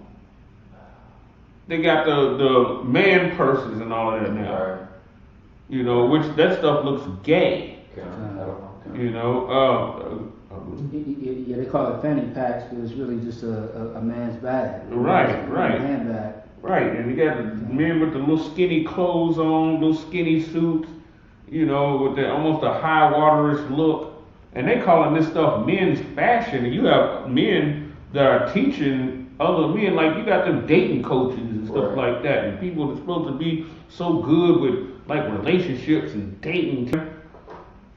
They telling, go ahead. I was just gonna say, so in those little groups and shit that they got, they try to justify by like, listen, if you a real man, you'll be comfortable in your sexuality. You can have this man purse. It's just a bag. It's just a backpack or a satchel or whatever. However they try to play it off, but they try to encourage you, like, yeah, if you a real man, be comfortable in your sexuality, which I can only imagine would have been the same lie that they told that one brother. It's like, I'm sure y'all have seen this. I think it was in with the Purple People Eaters. They were having like a wedding ceremony with a brother and his rib had on like the same outfit. Yeah. The same exact outfit? Like the same Oh no. thing. The same thing. He looked just like her, just 200 pounds heavier. Whoa. Like the same garment. The same joint. Oh wow. So I'm sure somebody must have been in his ear like, be a man about wearing right, you word like a man, even though it looked like that, you just word like a man, then shaming. They use the shaming tactics to make dudes do and wear gay stuff. Oh, you comfortable? Like you just said, you comfortable with your sexuality? You can wear that. Right. You know, you can put on a dress. Next thing you know, they be telling you can blow a rod if you're comfortable with your sexuality. And that garment. It's like a tank. Huh? A singer tank, the R&B singer tank. Singer tank, what is it? Oh yeah. You know what Tank is, right? Oh, Tank. Yeah, I mean, he came out with an interview like last year. He said that it doesn't make you gay if you blow 2 rods. That's and I'm just like, good night. But I mean, he's always been suspected to be a sodomite. Right. You know what I mean? But I was like, good night. I was like, so how many does it take for you to be a homosexual? Right. It's like, how many licks does it take for you to, with the lollipop? Right. You know what I'm saying? Like, you can get to the center of the lollipop. But it's like, good night, like that's just weird. You see what I'm saying? Right, I mean, if you blowing any rods as a man, you are gay. homosexual. Yeah. Any gay acts. Right. You know what I'm Gay saying? is gay does. Forrest Gump. Say it again. Remember Forrest Gump said, "Stupid is and stupid does." Yeah, kind of. Like it's one thing to be effeminate. Effeminate is different than being a sodomite or a homosexual, which is the same thing. Right. It is a difference. But if you commit homosexual acts, you are a homosexual. Right. Yeah, think about it. We gotta stop. Black, Hispanics, and Native Indians gotta stop following Hollywood trends. Right. Hollywood trends and all of that. I mean, dudes is, not even gay, running around with pink on. There's a spirit in that. Next thing you know, in that spirit, even though dude ain't gay, but he's talking some stuff like, well, I mean, if 2 men, want to get together, I mean, that's just them, Yeah, it's a lot. I gotta say this real quick. There are men that are saying certain phrases that women are saying. I know you heard this phrase, like, it's the shoes for me. It's the shoes? You know what I'm talking about? Yeah. It's women that's saying like, oh girl, hey, I like your hair. It's the hair for me. The hair for me meaning like I like the hair so much. It's the hair for me that's growing on you. But you got men that's like, hey bro, it's the shoes for me. It's like there's a masculine way to say it, but I was like, hey, you know what? Hey, those shoes are fire. Them bitches are wild. Like I like those. You know what I'm saying? Hey, that chain, that necklace, I like that. Right. You know what I'm saying? But and then you got niggas that's they just copy after the females a lot. You know right. You know what I mean? Like I remember when a lot of females used to say like, yeah, okay, how females say period. Right. Now I didn't heard certain men, that are masculine say period, but at the same time there's a way to say certain things. Right. I heard men say it in the most feminine ass way. You see what I'm saying? Yeah. How females say it, and then you remember when that shit came out when females is like shorty eyelashes is on fleek. And fleek is a real ass word, which means on point. We just say on point. Right. You know what I'm saying? Hey, that class was very on point. That statement you made was heavy. It was on point. Right. We ain't gonna say that that shit was on fleek. You see what I'm saying? You see the difference, right? Right. It's just like good night. Like it makes my skin crawl. Yeah, I wouldn't use a word like fleek. That sounds. Yeah, it sounds weird. Yeah. It doesn't make no sense. Okay, let's read on. For all that do so are an abomination unto the Lord. The earth is going to get back masculine. Right.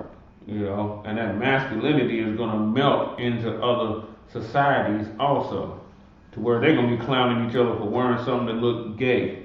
Mm-hmm. And women's clothing are going to go back to being feminine. Right.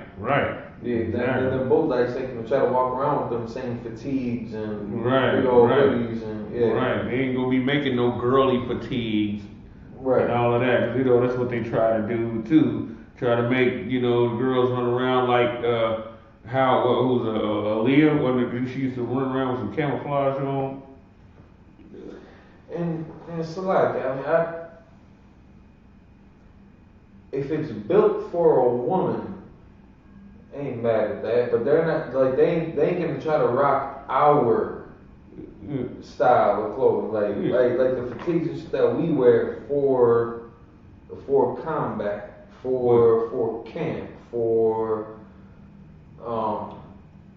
for the streets. Yeah, but fatigues period is meant for warfare. Yeah. Fatigues period. You know what I'm saying? They meant for war. And a woman having the fatigues on, she don't go to war. You know, so she shouldn't be running around with those, sexy fatigues. What is she gonna be? She gonna be the combat whore? You know what I'm saying? Yeah, they're not meant for her at all, and that's one of the reasons why they take on. How they say a trickle starts a flood. That's one of the reasons why they didn't embrace this lesbianism and stuff like that. It's real subtle at first, and then it blows. It eventually becomes full blown. And now, just like, and then they come out with Set It Off, and all of a sudden there's lesbians everywhere. Remember the movie Set It Off? Lesbians everywhere. When you watch them old shows, a lot of them old shows, you get to see who the lesbians are, except they ain't coming out as lesbians because they creeping it in. Yeah. You know what I'm saying? Like, say for instance, Living Single. Yeah, I ain't gonna lie though. That was a good show, but I did see a lot of shit in there. Right. Yeah, you can see, you know what I'm saying? Yeah. Remember the show, One Day at a Time, I think it was. Yeah. Remember you had the two daughters, and one liked motorcycles. Her name was Joe. Now, nobody knew that she was, gay. Yeah. But then when you look back, Yeah. you're like, damn, she was, one of the precursors to this stuff right here. It's like I said the one sister that was playing off sister, not Tia Tamara, because they're devils. But it was a character that was Tia Tamara's friend. Her name was Rhonda. After summer break, this dude comes up to Tia and Tamara like, hey, what's going on? It's been a long time. How was you guys' summer? And they just like, it's been good. It's been going all right. And they're like, who are you? And she was, it's a female, but it was a male playing as the female. You know what I'm saying? And it was like, it's me, Rhonda. And then they showed a flashback. And Rhonda is really a girl. But Rhonda looks like a 6 foot ass man. So and that's in the show Sister, right? Which is like early 2000s. Right, you can see and those shows like that, started. They started this stuff. Yeah. And what's going on now is like the excellency of what they was trying to trickle in with them shows. They was trying to give it to you in small doses. You know what I'm saying? The women running around with camouflage on, giving it to you in small doses. Now, women is all throughout the damn military as whores over in them Middle Eastern countries, getting banged out by devils in them tents. Right. You know what I'm saying? They got the fatigue, and they twerking in the fatigues and stuff like that too. They twerking in them. So if a brother got a woman and she, got a rib and she going to the military, she's no longer your rib. I'm just gonna keep it all the way buck with you. She ain't no longer your rib. Yeah. Believe that. You know what I'm saying? Your sisters run around driving trucks. You know what I'm saying? Now think about it, and all of that. Those precursors led up to the reason why. It ain't no para bonding going. It ain't much para bonding going on between black men and black women. You know what I'm saying? It ain't much, bonding. Think about it. You got a female that's in the military. She can't have no damn relationship, with nobody. She can't be nobody's rib. Your rib's all the way over in the goddamn Middle East on damn where, sharing tents with white dudes. And this is your rib. You know what I'm saying? Right. And she all the way over there in an Arab country where the American soldiers ain't getting no box because they don't play that in them Arab countries. You ain't got a big whore, big old prostitution deal. It's not like the Vietnam when people go over to Asia or somewhere. It's not the same. Right. So what is she going over there for? What is she doing while she over there? They over there deprived of box. Right. She's over there for what? She's providing box. Right. That's how she winds up in one of the tents with 5 white dudes. You know what I'm saying? Look at all the attention from white men that she wants. She positioned herself to get what it is that she wants. You know what I'm saying? Right. Real talk. That's why they getting in the military. That's why they getting into things like trucking and stuff like that. Because on the road, she, you know what I'm saying, she can't keep no relationship going with no man. She on the road in a 18-wheeler all the time. Now, the trucking industry is dominated by white men, right? Yeah. So now, and she's hearing them on the CB and the walkie-talkie or whatever all the time, talking about this and that. You know, they out there box deprived too. You know what I'm saying? She's sexually deprived and they are too. And she always has some type of mentor that knows about trucking that's teaching her about trucking, and they have a cab in the back with a bed. Right. Put all of this stuff together, add it together. You know what I'm saying? A man that got a woman as a truck driver, you know, well, she bringing in that paper. Yeah, but, you know, look what else she's doing. You know what I'm saying? She are getting blown out by devils. You know what I'm saying? You know? Now you become a whoremonger because of your woman's job. You can become a whoremonger. Yeah. You know what I'm saying? You know, in the military, married on paper to some military woman, you know, so you could be a protector of the benefits. She over there getting done up by devils and all of that, and you know about it because you know them devils over there is sexually deprived. And you have the Arab men and stuff over there too. You know what I'm saying? They the prostitutes that the Arab men could actually get. Right. Good. No, I would say one thing though. I know it's not everyone's intention as far as a woman to do that, as far as being in the military. Just, you know, being seduced, just like any woman would be seduced in the Christian church, right, to join the military, things of that sort.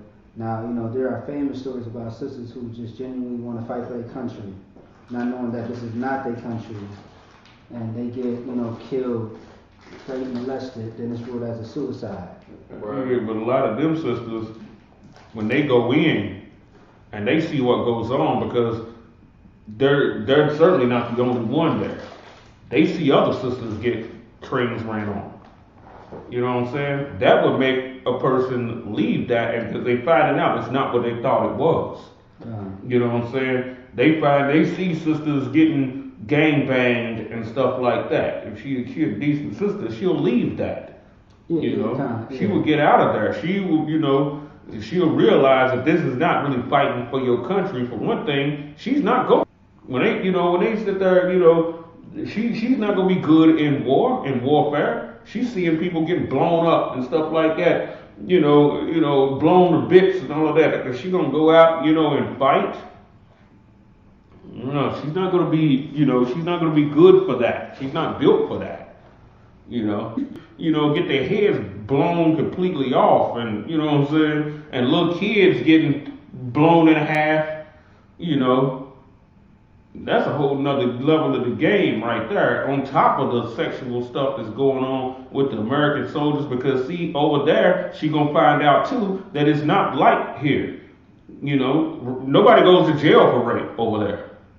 Nobody goes to jail for, you know what I'm saying, being gang raped and all of that, you know, and she gotta worry about the heathens doing it, the other heathens, Arabs and stuff doing it too. You know? Yeah, you know, it's like, and no rules over there. Right, it's no rules. It's a jungle out there. Yeah, it is. There's no, you know, there's no morals or things of that sort. But no. You know, still, I wouldn't say every sister, though. Just to be clear, I would say every sister that goes over there has the same mindset necessarily. You know, some just get set up because they're too naive. Because I mean, if a person that has no guidance will do anything, I think that is just perfectly fine. I mean, you know, you got the men that get themselves killed too, but as far as you know, the woman that's over there, sisters, you know, some that are naive, they get taken advantage of, and then you know, I mean, like the one famous Hispanic sister, I forget her name. I remember how she tried to reach out to her family before she had got raped and killed, and her genitals burned by acid, and they ruled it as a suicide. Right. You see what I'm saying? Right. And then the media did not really cover anything. The family did their best to get justice. Till this day, they still ain't got no justice. It's back in 2005, maybe 2008. I remember what you're talking about. Yeah. I gotta ask you. It was crazy. You know, she was mentioning sexual harassment. That, you know, it's not like what I thought it was. A lot is going on, and she tried to reach out, but she was in a whole other different country. You know what I'm saying? And she lost her whole life. Sure, I think about it. I mean, you know, it's awfully funny because you have black men in the military, right? Because black and white are together. God, yeah. Why the hell was she in the white tent and not kicking it over with her race? You know what I'm saying? How was she with them? You know, It's a lot. brothers ain't killing sisters over in the military. It's white men. That's a white man crime over there. Brothers ain't doing that. When she see the stuff is kind of messed up, your natural response is, regardless of how naive you are, is to go to be with your own. Yeah. You know what I'm saying?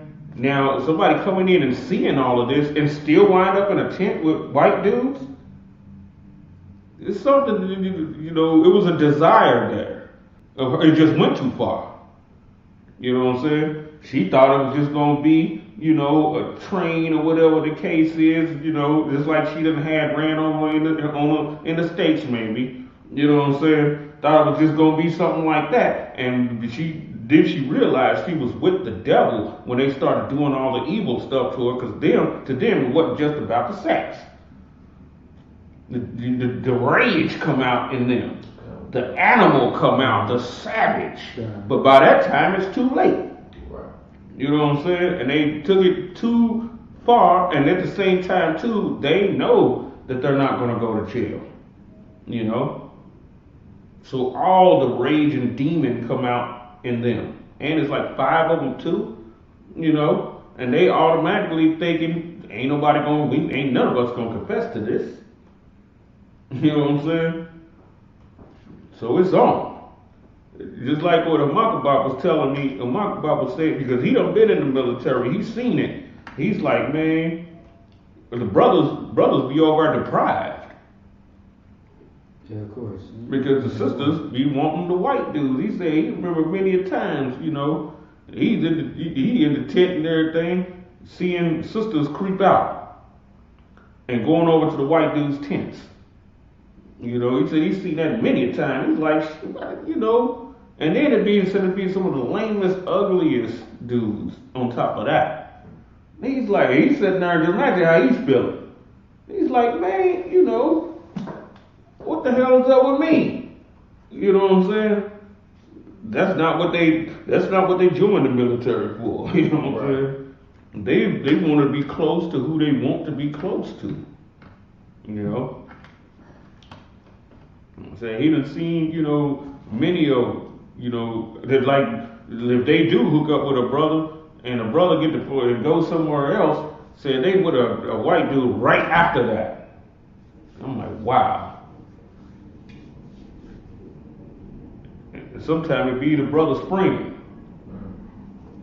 And he said one time that he had a buddy and everything, and he went like on leave. The buddy went on leave and had some white dudes with him. Said that he had something he had to do, and he left them in the crib with his wife. Right? Come to find out, they gangbanged her in his own house, and she initiated.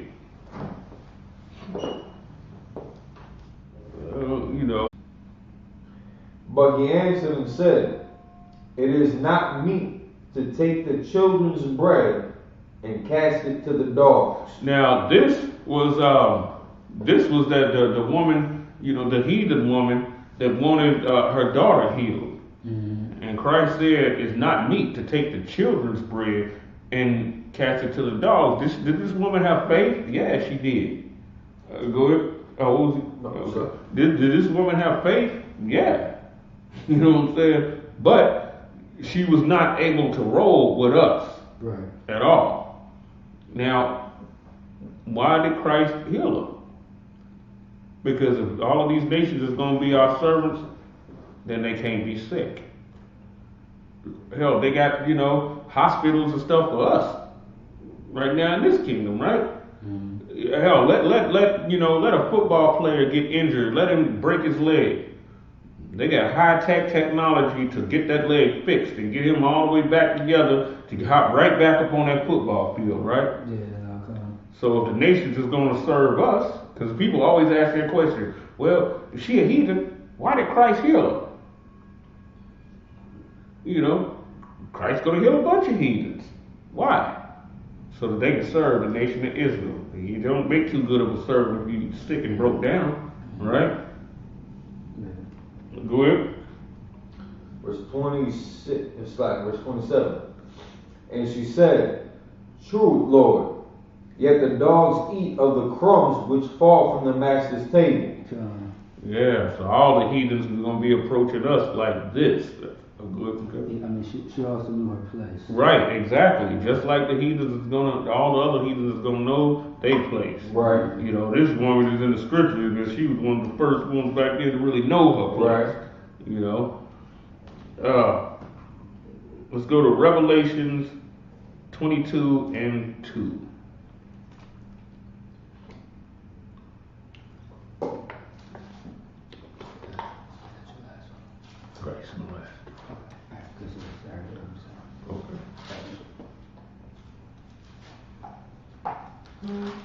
Peck of wood is the devil in the Bible. Damn right. Revelation chapter 22 verse 2. And he showed me a pure river of water of life, clear as crystal, proceeding out of the throne of the Most and of the Lamb. Where is the water going through? The pure water going through? It's going through the land of Israel. Mm-hmm. Right? He's seeing this in a vision. Go ahead. In the midst of the street of it, and of either side of the river, was there the tree of life, which bare 12 manner of fruits. The tree were of the healing of the nations. Well, read that slow, that part. And the leaves of the tree were of the healing of the nations. Does it say were for the healing of the nations? Were for the healing of the nations. Right. They were for the healing of the nations, like I said, because in order for them to be good servants, they have to be healed. Because guess what? They're going to be coming up to celebrate the Feast of Tabernacles regardless of where they're at. You know what I'm saying? So what are they going to have to do? They're going to have to travel. Right? They're going to have to travel. And you travel a lot better if you're healthy. Read that part again. And the leaves of the tree were for the healing of the nations. Right, because the healing and everything is going to be coming from us. We're going to be the real doctors. Mm-hmm. You know what I'm saying? We're going to be the real doctors. And everybody's going to, we're going to have the best of everything, best of medicines, the best damn fruit and vegetables, because we're not going to, we're going to keep the law also when it comes to our crops. Right. So now the crops is going to have the nutrition in it that they actually need to keep people healthy. Right. For all the knowledge of these things, everybody's going to have to come to us. It's like today we go to them. We go to the doctor, we run to an East Indian or an African. Everybody that is not us. So next thing you know, it's going to be our turn to be the doctors, and they won't be going to their people. And that right there also too, how much would a sick country pay for its health care if it doesn't have no means of getting health care itself? How much would they pay? Right. You couldn't even put a price tag on that, could you? You know what I'm saying? So what does that show? That shows the dominance and the control that we're going to have over all of these nations. You know what I'm saying? In this kingdom, they got us choosing between medication and food. That's how important it is, right? They got us making people decide whether they're going to eat or whether they're going to get their medication. So just imagine when we have the kingdoms of the earth, you know what I'm saying, needing us like that. So imagine how rich and how dominant that's going to make us on the earth. It's not going to be an island in the, anywhere that we don't have full control over. You know what I'm saying? That's how, remember that scripture where it talks about us being a nation of kings and priests? That's what it's talking about. Even the lowest of us could go into a country and be treated with high honor, just like a king. You know what I'm saying? The same brother that was, your servant or whatever. He was like one of the, the lower servants. He go into that land. He's treated like just like how we treat. What type of lawyer would we like to have today? Like if you got to go to court, everybody want a Jewish lawyer. Right. And he can be the bottom level Jewish. And we would still rather have him than anyone else. Because his people control the laws. So just imagine how it's going to be for us in that day. He's like a king among us, right? He's like the king of the law, instead of laws, So just imagine how it's going to be for us. With that being said, we got the I.S.U.P.K coming out of 1 West on the 25th Street, Harlem, New York, and the commanding GEN.YAHANNA. Pay your tithes. We got the Feast of Purim coming up. It'll be this Thursday and this Friday. February the 25th and 26th, right? Right, that will be tomorrow and Friday. With that being said, about to pass the class over to the Chief. I'll say Priest, there we go. Prophecy. Priest and Officer Amandabar.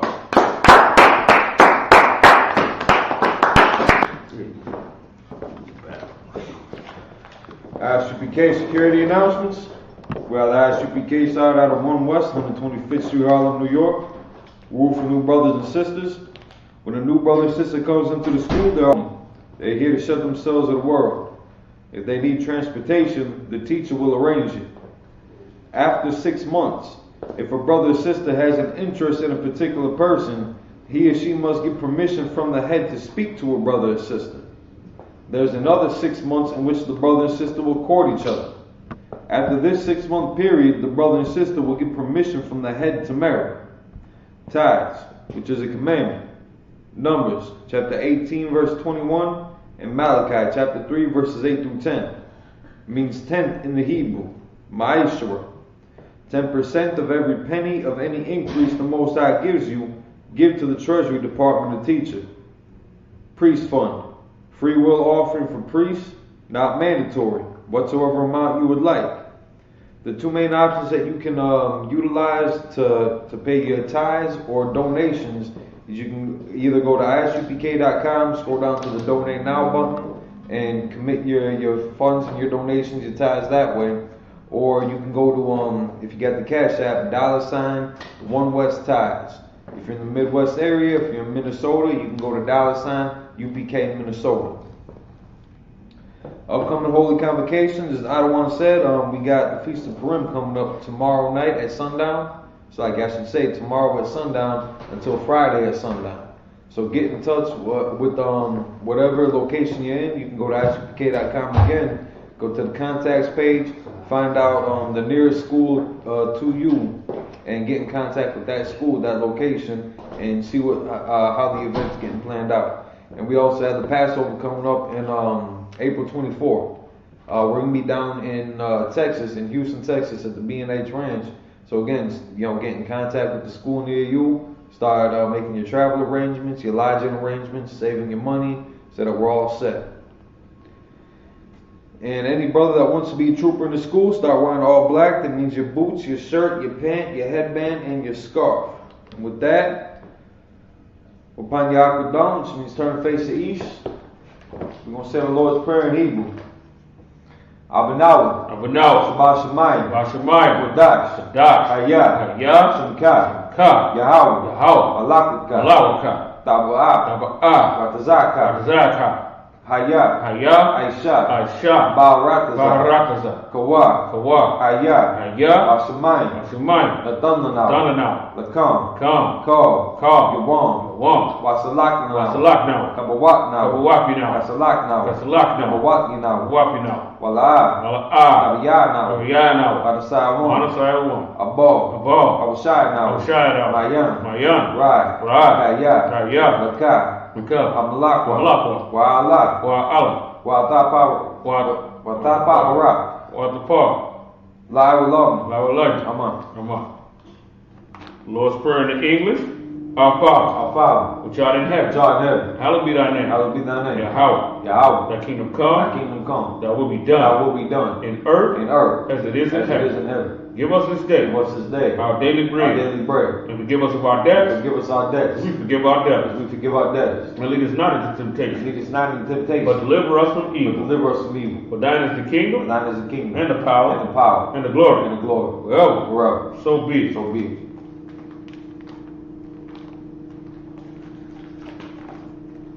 It's going to be the prayer to bless Hebrew, or it's like it, the prayer to bless Israel in the Hebrew.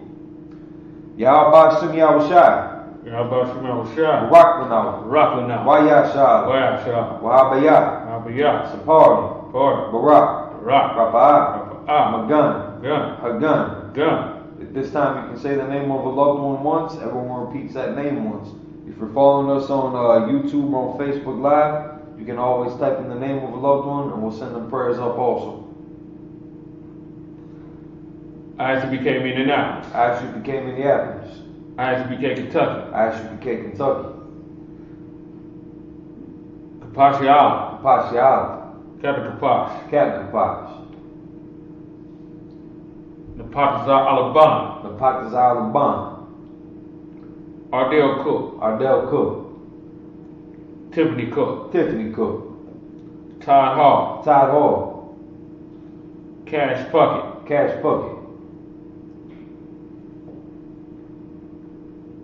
The Israelite School of U.P.K. All of Israel. Benjamin. Jamie. Whitney. Anna Lee. Raphael.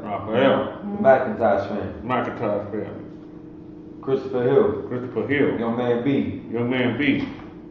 Azar Yali. Kayali. Captain Marquardt. I don't want to bar Ma. Payala. I don't want Ryan. Also Lamak. Also Yardan. Also Aram. Also a warrior. Also Karyash. Also Tabakanas. All the generals. All the captains. All the captains. All the officers. All the officers. All the troopers. All the troopers. All the students. All the students. All the sisters of the U.P.K. All the sisters of the U.P.K. I.S.U.P.K. Minneapolis. I.S.U.P.K. Minneapolis. GEN.YAHANNA. Yahweh. Yahushai. Yahushai. Wadasayan. Tarak. Kanagabar. Amagabar. Dakaya. Sakaryala. Tawala. Tim. Cliff. Kawana. Azari. Iparaka. Nakai. Karadun. Kawa. Beatrice. All of Israel. Also Makabi. Yakudash. Ainwa. Tazayah. Tazayah. Catalaban. Once again, GEN.YAHANNA. GEN.YAHANNA. All of Israel. All of Israel. Tati. Jay. Ted.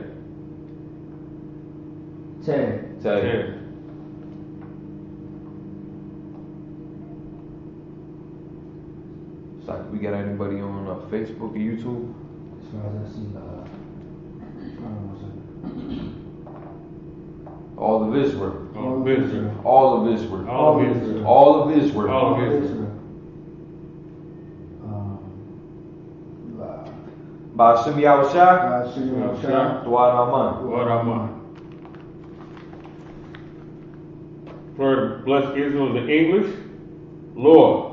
In the name of Yahushua. Bless us. And Israel. And the school. Bless. Heal. Shield. Protect. Loved ones. In the name of Yahushua. Thank you. So be it.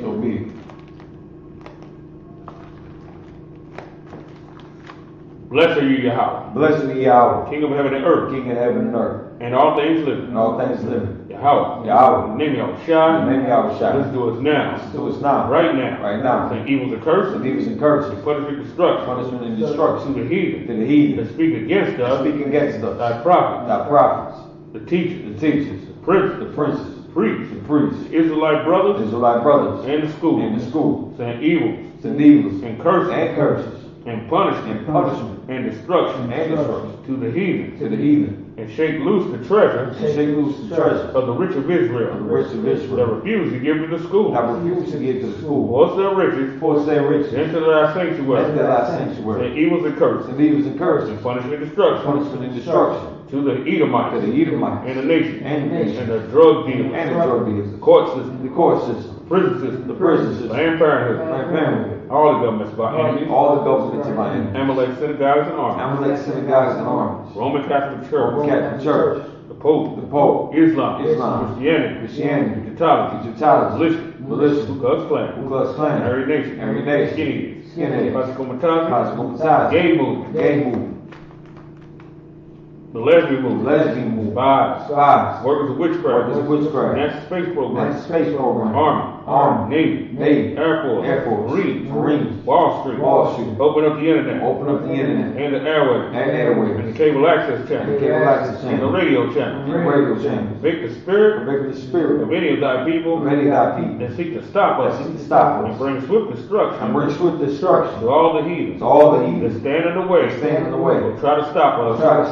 Broadcasting your word throughout the planet Earth. Let loose all the plagues. Cause them to go to and fro through the earth and consume them. Let the plague shake the house of the thief and the murderer. Let Yahushua, Michael and Gabriel come down with the flying saucer.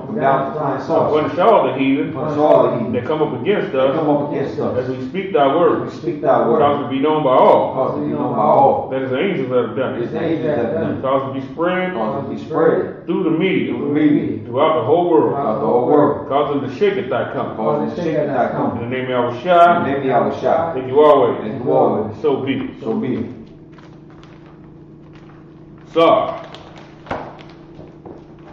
Men of Israel, Ma'at Shabbat, Majah, Barak, Yahweh Ba'Shem Yahushua Barakathon.